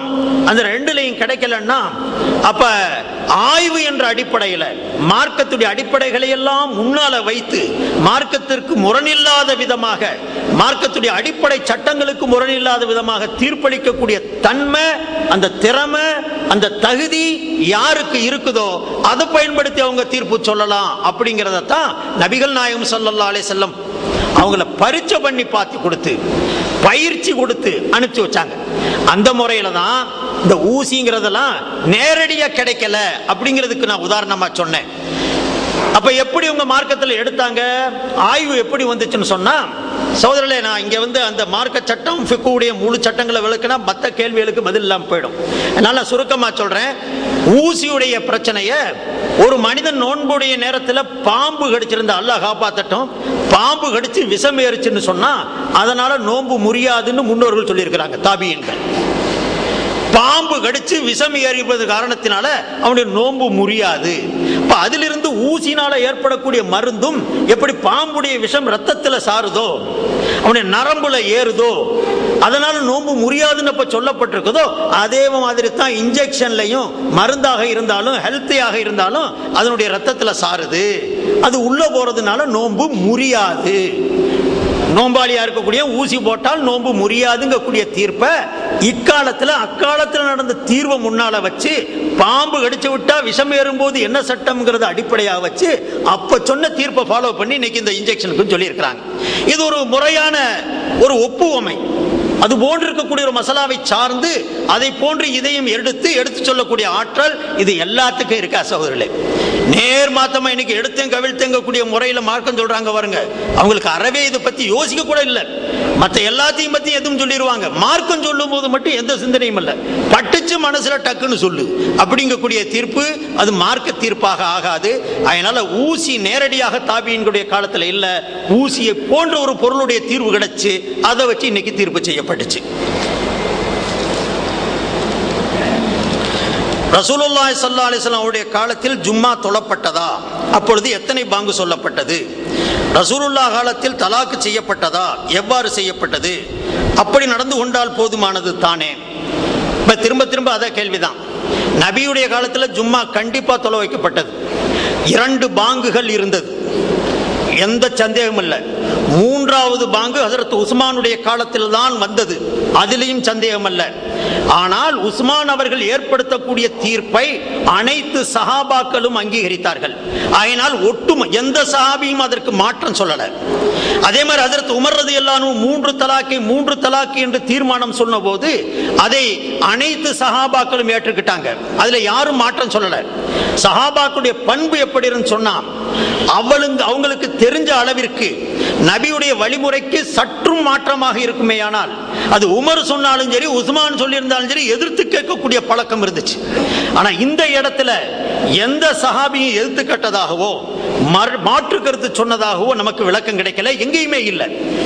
ஹதீஸ்ல வருது, வரலாற்றில் எழுதுறாங்க, மகருடைய தொகையை ஹஜ்ரத் உமர் அவர்கள் நிர்ணயிச்சு இவ்வளவுதான் மகர் வைக்கணும்னு சொன்ன போது ஒரு பொம்பளை எந்திரிச்சு கேட்டாங்க.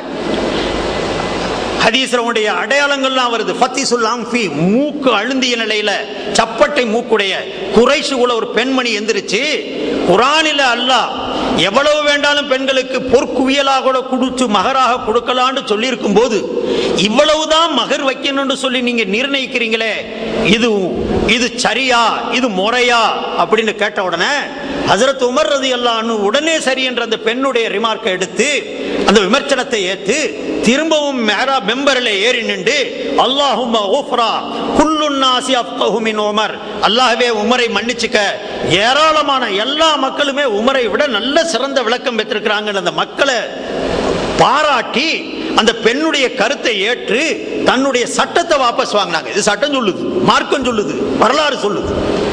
அப்படி இருந்த ஒரு சாதாரண மகருடைய நிர்ணயத்தை கூட ஒரு பெண்மணி எழுந்து நின்று கேட்டு சட்டத்தை மாற்றுகிறார்கள் என்று சொன்னால், இந்த தலாக்குடைய விஷயமாக இருந்தாலும் சரி, பாங்குடைய விஷயமாக இருந்தாலும் சரி, இது மார்க்கத்திற்கு முரணாக இருந்திருக்குமேயானால், நபியுடைய தெளிவான ஒரு ஹதீஸ் இருந்து அதற்கு மாற்றமாக இந்த ஒரு சட்டத்தை அவர்கள் ஏற்பட்டிருப்பார்கள் ஆனால் ஏதாவது ஒரு சஹாபி எழுந்து கேட்டிருக்க வேண்டும். எந்த சஹாபியும் அதை அப்ஜெக்ஷன் பண்ணவில்லை, எதிர்கேள்வி கேட்கவில்லை, முரணாக பேசவில்லை, அங்கீகரித்தார்கள். அதிலிருந்தே தெரிகிறது இது சஹாபாக்கள் அனைவராலும் அங்கீகரிக்கப்பட்ட சட்டம், அதை ஏற்க வேண்டும் என்பது நபியுடைய கட்டளை. சஹாபாக்கள் சொல்லுகின்ற விளக்கத்தை ஏற்க வேண்டும் என்பது நபியுடைய கட்டளை. ஆகையினால் அதை ஏற்க வேண்டும். இதுதான் சுன்னத் ஜமாத் என்று சொல்லப்படக்கூடிய சத்தியவான்களுடைய தீர்ப்பு, அவங்க எடுத்துக்கொண்ட நடைமுறை வழிமுறை. இதைத்தான் நான் உங்களுக்கு எடுத்து சொன்னேன். நான் இதை அவங்க காலத்தில் இருந்துச்சா, நபியுடைய காலத்தில் இருந்ததா இல்லையா என்பதல்ல, ஏற்படுத்தினாங்க. யாரும் அதுக்கு மாற்று கருத்து சொல்லல. நபி மொழிக்கு முரணாக இருந்திருக்குமேயானால், குர்ஆன் ஹதீஸுடைய அடிப்படை கருத்துக்களுக்கு மாற்றமாக அந்த செயல்பாடு இருந்திருக்குமேயானால் மற்ற சஹாபாக்கள் யாரும் எதிர்ப்பு தெரிவித்திருப்பார்கள். ஹஜ்ரத் உமருடைய வரலாற்றிலே வருகிறது, கலீஃபா ஆனவுடனே எழுந்து நின்று கேட்கிறார்கள், உமர் தவறாக நடந்தால் நீங்கள் என்ன செய்வீர்கள்? தவறான வழிமுறையிலே உமர் போகக்கூடிய நிலையை நீங்கள் பார்த்தால் எப்படி நடந்து கொள்வீர்கள் என்று கேட்ட பொழுது ஒரு கிராமவாசி அரபி எழுந்து நின்று உரைவாளிலிருந்து வாளை உருவி காட்டி சொன்னார்கள், உமருடைய கோணலை இந்த வாளால் சீர்படுத்துவேன் என்று சொன்னார். உமர் கோபித்துக் கொள்ளவில்லை, அல்லாஹ்வை புகழ்ந்தார்கள். உமருக்கு ஏற்படக்கூடிய கோணலை ஒரு கிராமவாசி வாளால் திருத்துவேன் என்று சொல்லுகின்ற அளவிற்கு தைரியம் இருக்கிறது என்று சொன்னால் இந்த உமர் வழிகட மாட்டான் என்று ஹஜ்ரத் உமர் அவர்கள் என்று தீர்ப்பளித்தார்கள். சகோதரர்களே, எதற்கும் அஞ்சாதவர்கள் சஹாபாக்கள். அவர்கள் உமருக்கு பயந்து அடங்கி ஒடுங்கி போக வேண்டிய கட்டாயம் அல்ல. உமரும் அடக்குமுறையால் அவர்களுக்கு சட்டம் போட்டு அடக்கக்கூடிய குணநலன் உள்ளவரும் அல்ல. வக்கான வக்காஃபன் இன்தல் கிதாப், குர்ஆனும் ஹதீஸும் சொல்லப்படுமையானால் சரணடையக்கூடிய பண்புதான் ஹஜ்ரத் உமர் அவர்களுக்கு இருந்தது. தவறின் மீது நிலைத்திருக்கக்கூடிய அந்த குணம் அவர்களுக்கு இல்லை. ஆகையினால் தான் அபூபக்கராக இருந்தாலும், உமராக இருந்தாலும், உஸ்மானாக இருந்தாலும், அலியாக இருந்தாலும் ரலியல்லாஹு அன்ஹும் அஜ்மஈன், இவர்கள் செய்யக்கூடிய தீர்ப்பு சத்தியமானது. அதிலும் எந்த சஹாபியும் மாற்றம் சொல்லாமல் ஏற்றுக்கொண்ட போது அது நிச்சயமாக உறுதியானது. அதை முஸ்லிம் என்று சொல்லக்கூடியவர்கள் நம்பி ஆக வேண்டும் என்பதுதான் சரியான கருத்து. நபியுடைய காலத்தில் தலாக் நடந்துச்சு. அங்கே எப்படிப்பட்ட கருத்துக்கள் இருந்துச்சு? அடுத்தது சஹாபாக்கள் ஒட்டுமொத்தமாக நடந்த முன்னிலையில் இருக்கக்கூடிய அத்தனை விஷயங்களையும் வைத்து பரிசோதிச்சுத்தான் ஒரு தீர்ப்புக்கு வருகிறார்கள். நல்லா தெரியும் எனக்கு, இதை கேட்கக்கூடியவங்களுக்கு நான் நிரந்தரமா நிறைய பதில் சொல்ல முடியும். தலாக்குல் பத்தா என்று சொல்லி எனக்கு அந்த முழு இதுவும் இருக்கு. ஆனால் எல்லாத்தையுமே விளக்கமா சொன்னா மற்ற கேள்விகள் விடுபட்டு போயிருங்கிறதுனால நான் சுருக்கமா சொல்றேன். உறுதியான தலாக், பத்தா தலாக் என்ற ஒரு வழிமுறை இருந்தது. 3 தலாக்காகத்தான் அதை கருத முடியும். அந்த தலாக்கை 3ஆகவும் கருத முடியும், அல்லது ஒரே தலாக் நிக்காஹை முறிக்கக்கூடிய பத்தாவுடைய வழிமுறை என்றும் இருக்கிறது.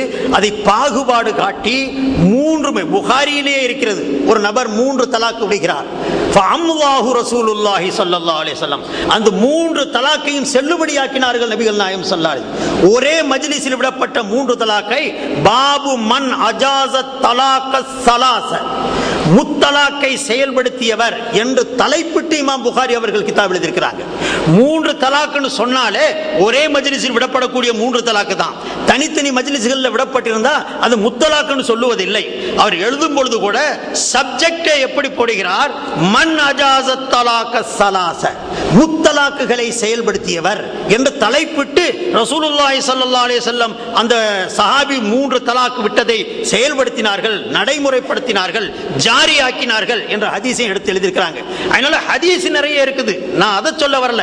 உங்களையும் என்னையும் விட நபிகள் நாயகம் ஸல்லல்லாஹு அலைஹி வஸல்லம் அவர்களுடைய ஹதீஸை பற்றி அதிகம் தெரிந்திருந்தவர்கள் தான் சஹாபாக்கள்.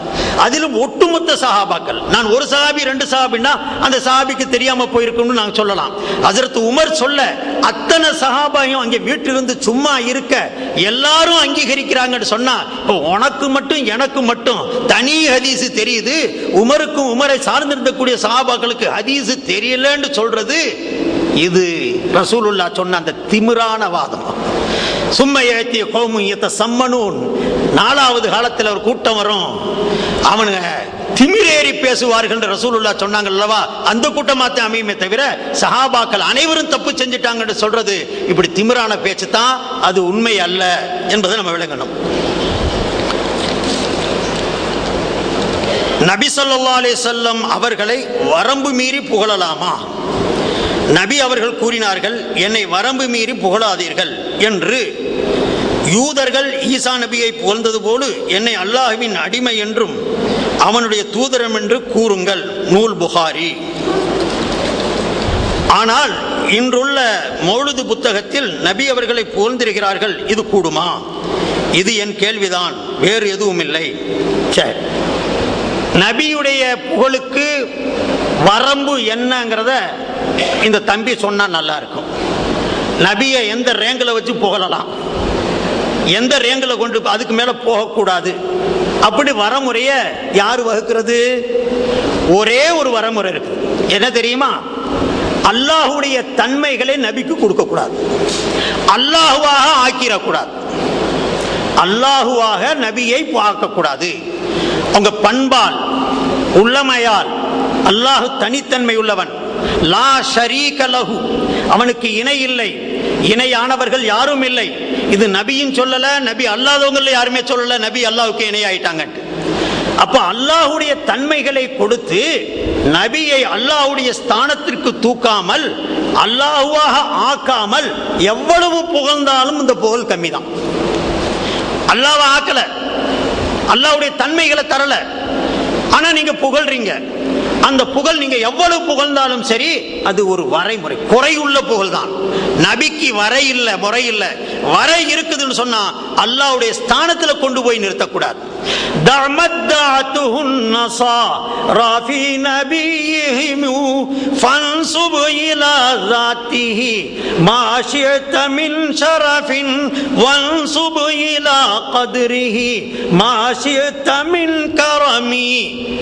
அல்லாமா ஷர்ஃபுத்தீன் பூசரி சொல்றாங்க, இவனுக்கு பூசாரிமானுங்க.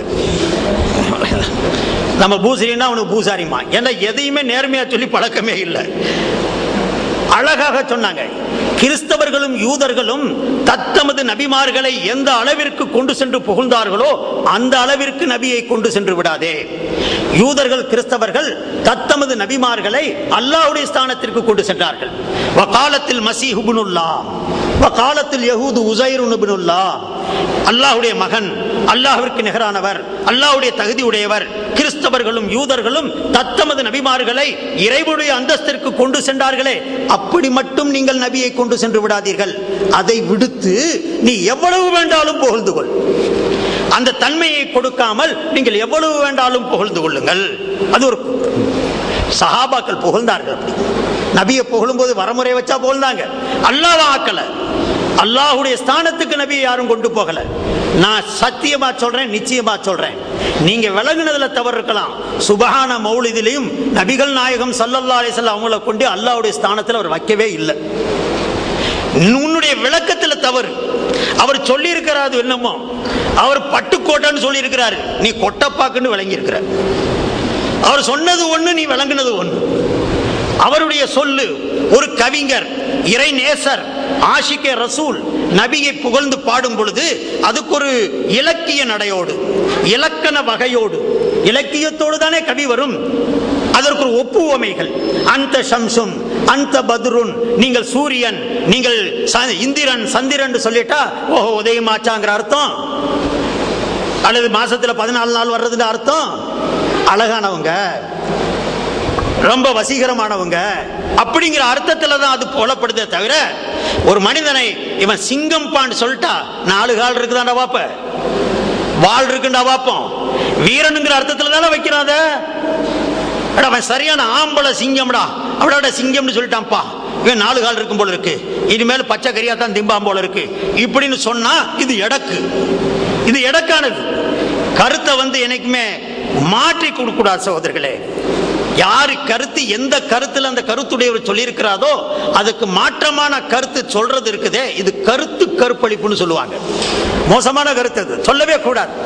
எந்த வகையில சொல்லப்பட்டது, என்ன அடிப்படையில, என்ன அர்த்தத்தோடு அவர் சொல்லி இருக்கிறார், அந்த அர்த்தத்தை வைக்கணுமே தவிர மனமுரண்டாக தன்னுடைய புறத்திலிருந்து ஒரு கருத்தை வச்சு அதுக்கு எடக்கான ஒரு அர்த்தம் பண்ணி அதை கேலி பண்றது இருக்குது, ஒரு நியாயமான உணர்வுக்கு உள்ள சொந்தக்காரன் அல்ல.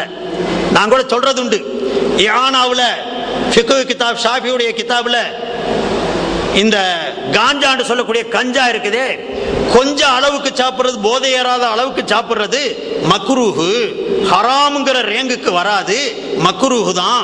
ஆனா இத மக்களுக்கு மத்தியில மக்ரூஹுன்னு சொன்னோம்னா சொல்லக்கூடாது, சொன்னா நிறைய சாப்பிட்டுருவாங்க, மக்ரூஹு தானேன்று விட்டுருவாங்க அப்படின்னு எழுதுனத இந்த கூட்டம் என்ன சொல்லி தெரியுமா?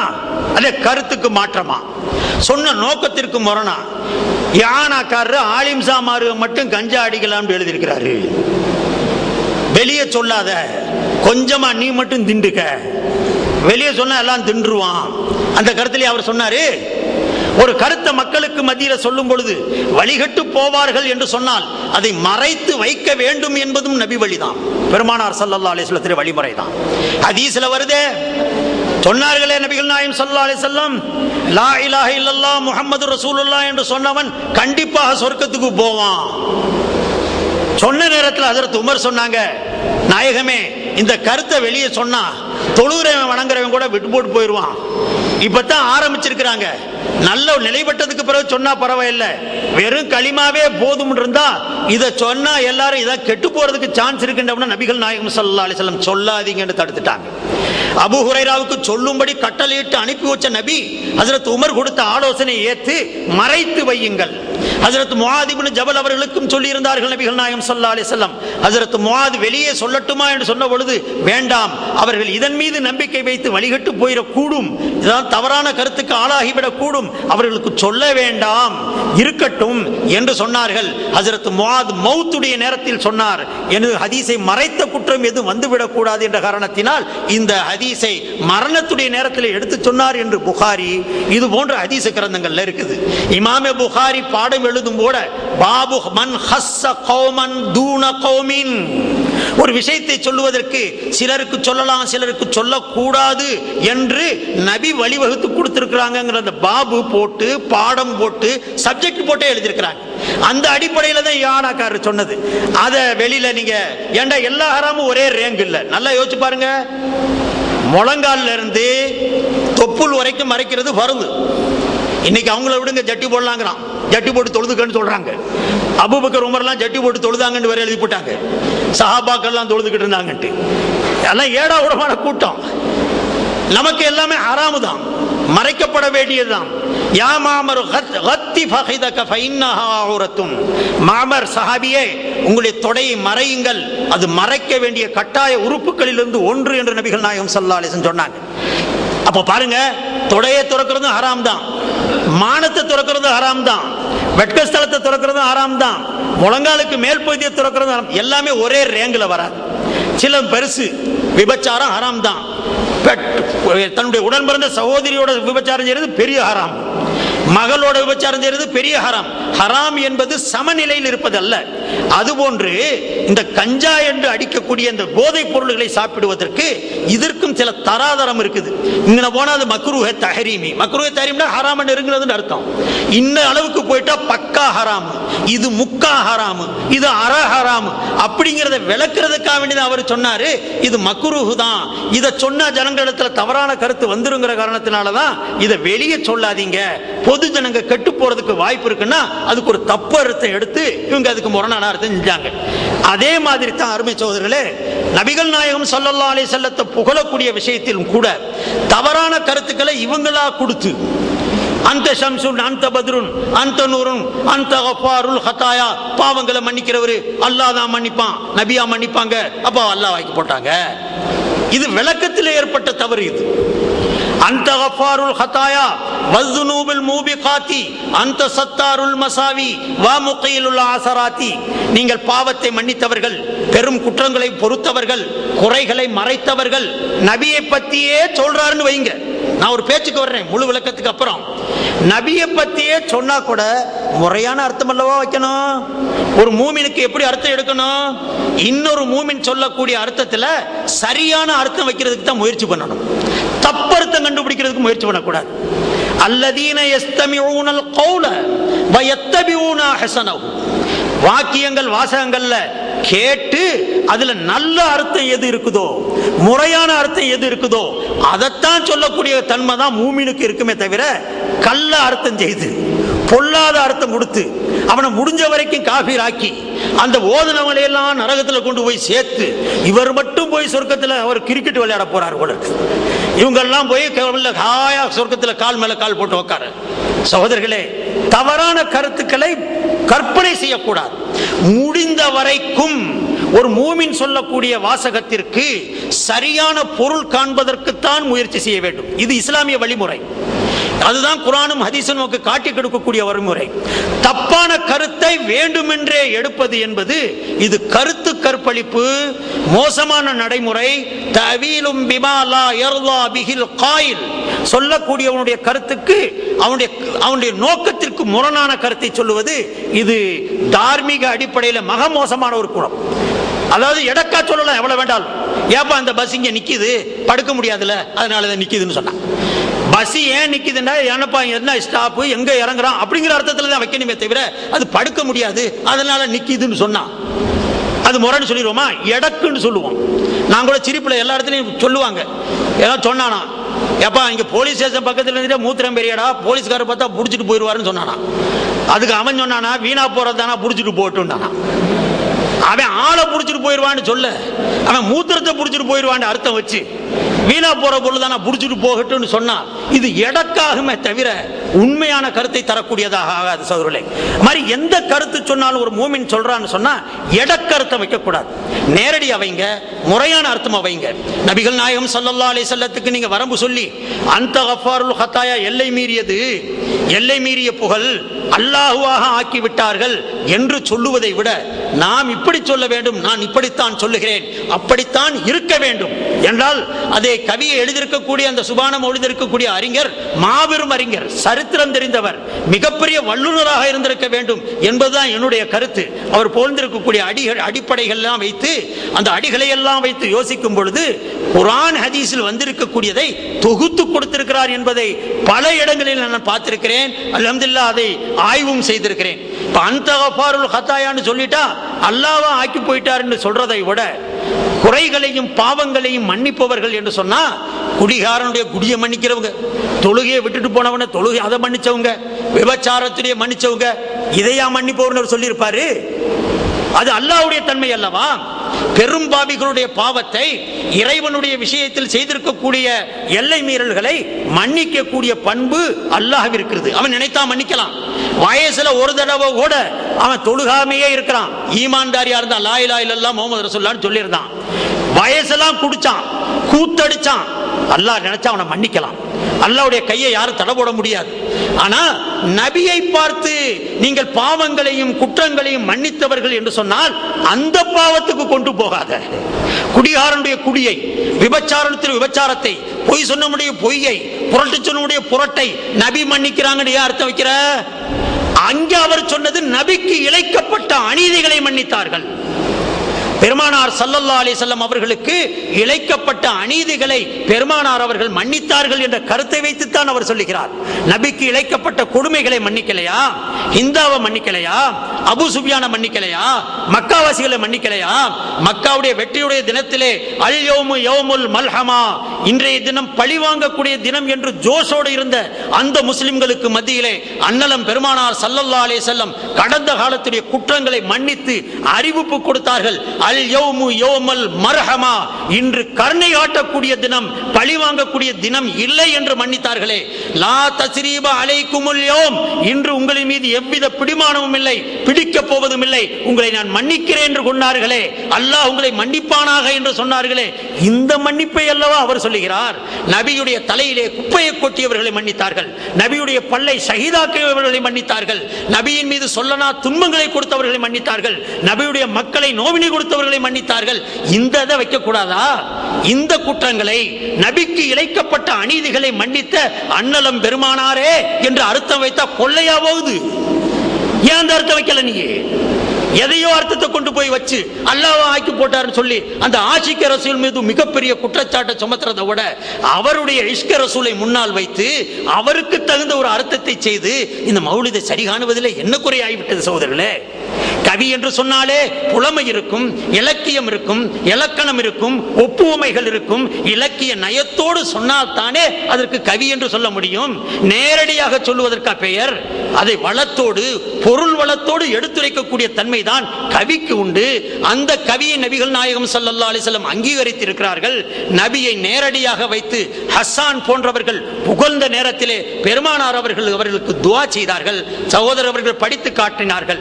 ஆரம்ப துவக்கத்திலே அது என்ன, தலால் பத்ரு அலைனா, எங்கள் மீது 14வது பரிபூர்ண சந்திரன் உதயமாகிவிட்டது என்று நபி அவர்களை வந்ததை பற்றி தான் சொன்னார்கள்.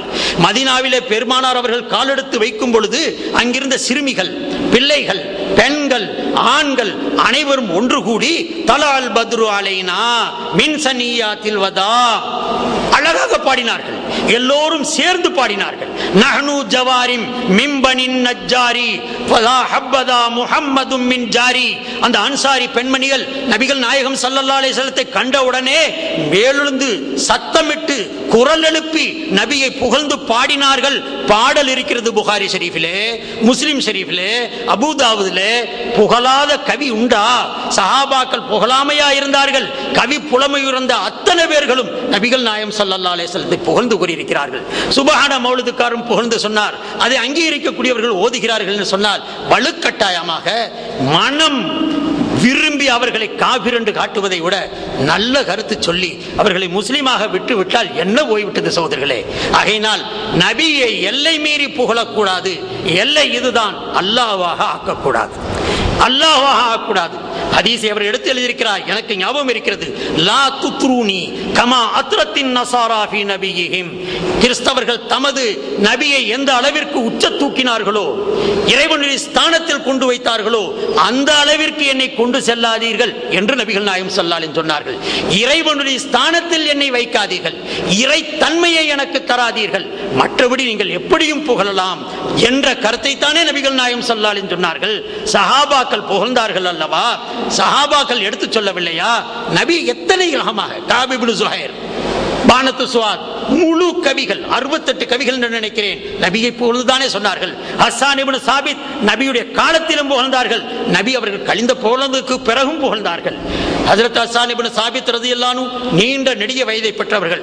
அண்ணலம் பெருமானார் ஸல்லல்லாஹு அலைஹி வஸல்லம் அவர்கள் இந்த உலகத்தை விட்டு மறைந்ததற்கு பிறகு அவருடைய 2 நேந்திரங்களும் கண்ணுங்களும் போய்விட்டது, குருடர்களாகிவிட்டார்கள், பார்வை போய்விட்டது வயோதிகத்துடைய அடிப்படையிலே.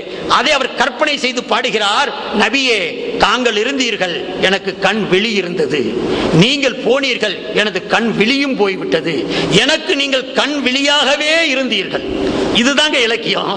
அவர் ரசூலுல்லாஹ்வை கண்ணு தூக்கி வச்சிருந்தாருன்னு அர்த்தமா? அது நீங்க போயிட்டீங்க, எனக்கு கண்ணு போயிடுச்சு, பார்வை போயிடுச்சு, நீங்க எனக்கு பார்வையாகவே இருந்தீர்கள். கவியில போகிறார் சோழர்களே.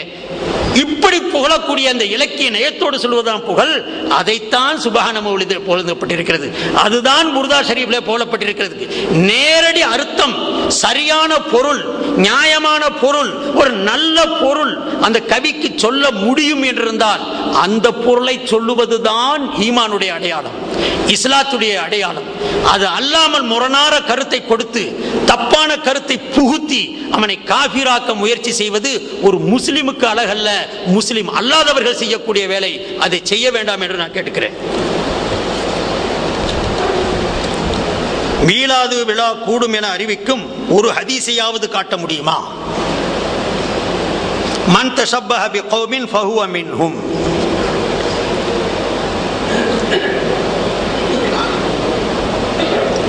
மீலாது விழாண்டா இவங்களுக்கு என்னன்னு தெரியல, அதனாலதான் அவங்க சொல்றாங்க. நபி அவர்கள் பிறந்த தினத்தில் நபியை பற்றி உண்டான விஷயங்களை சொல்லி கூட்டம் போட்டு அவங்க பெயரால சதக்கா செய்து அவங்களுக்கு ஈசால சவாபு செய்கிற அளவிற்கு செய்யக்கூடிய நற்காரியங்களுக்கு பேர் தான் மீலாது விழா. இதுக்கு அவங்க காட்டி இது கிறிஸ்துவர் மாதிரி இருக்குது, யூதர் மாதிரி இருக்குது, அந்த பார்த்து இருக்குதுன்னா உங்களுக்கு அப்படி தெரியுதுன்னா நீங்க ஒதுங்கிக்கங்க. டிசம்பர் 6 கொண்டாடலாமா கேட்கிறேன்? பொம்பளைகள்லாம் கூட்டிகிட்டு கோஷம் போடலாமா? இது எந்த ஹதீஸ்ல இருந்துச்சு? பதில் சொல்லுங்க பார்க்கலாம். டிசம்பர் 6 மாபரி மஸ்ஜித் இடிக்கப்பட்டது துக்ககரமான நீளத்தான், அதை வருஷம் கொண்டாடுறிய, அதுக்கு என்ன ஹதீஸ் சொல்ல முடியுமா? மக்காவிலிருந்து விரட்டப்பட்ட அந்த துக்ககர தினத்தை எப்பயாவது சஹாபாக்கள் கொண்டாடினாங்களா? எண்ணற்ற சஹாபாக்களை ஷஹீதாக்கப்பட்ட தினத்தை கொண்டாடுனாங்களா அல்லது துக்க தினமா அனுஷ்டாச்சாங்களா? இன்னைக்கு ஏன் நீங்க டிசம்பர் 6 மத்து எப்படி ஆச்சு? அது மன்த ஷப்பஹ பி கௌமின் ஃபஹுவ மின்ஹும்ல வராதா?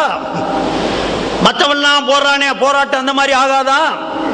அதுல ஆம்பளை பொம்பளை அத்தனை பேரையும் இழுத்துட்டு போறியே, அது மட்டும் ஆகுமா? இங்க பொம்பளை எல்லாம் வர்றாங்க, என்னமோ கலர் கலரா வர்றாங்க. ஒருத்தர் எழுதியிருக்கிறார், அங்க மட்டும் கலர் இல்லாம வந்துட்டாங்களா?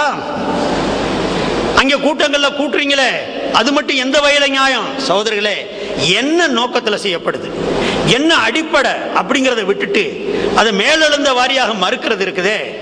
அப்படி பார்த்தா நேரடியா நீங்க பாக்குறதா இருந்தா நீங்க மதரசா நடத்துறதும் கூடாது.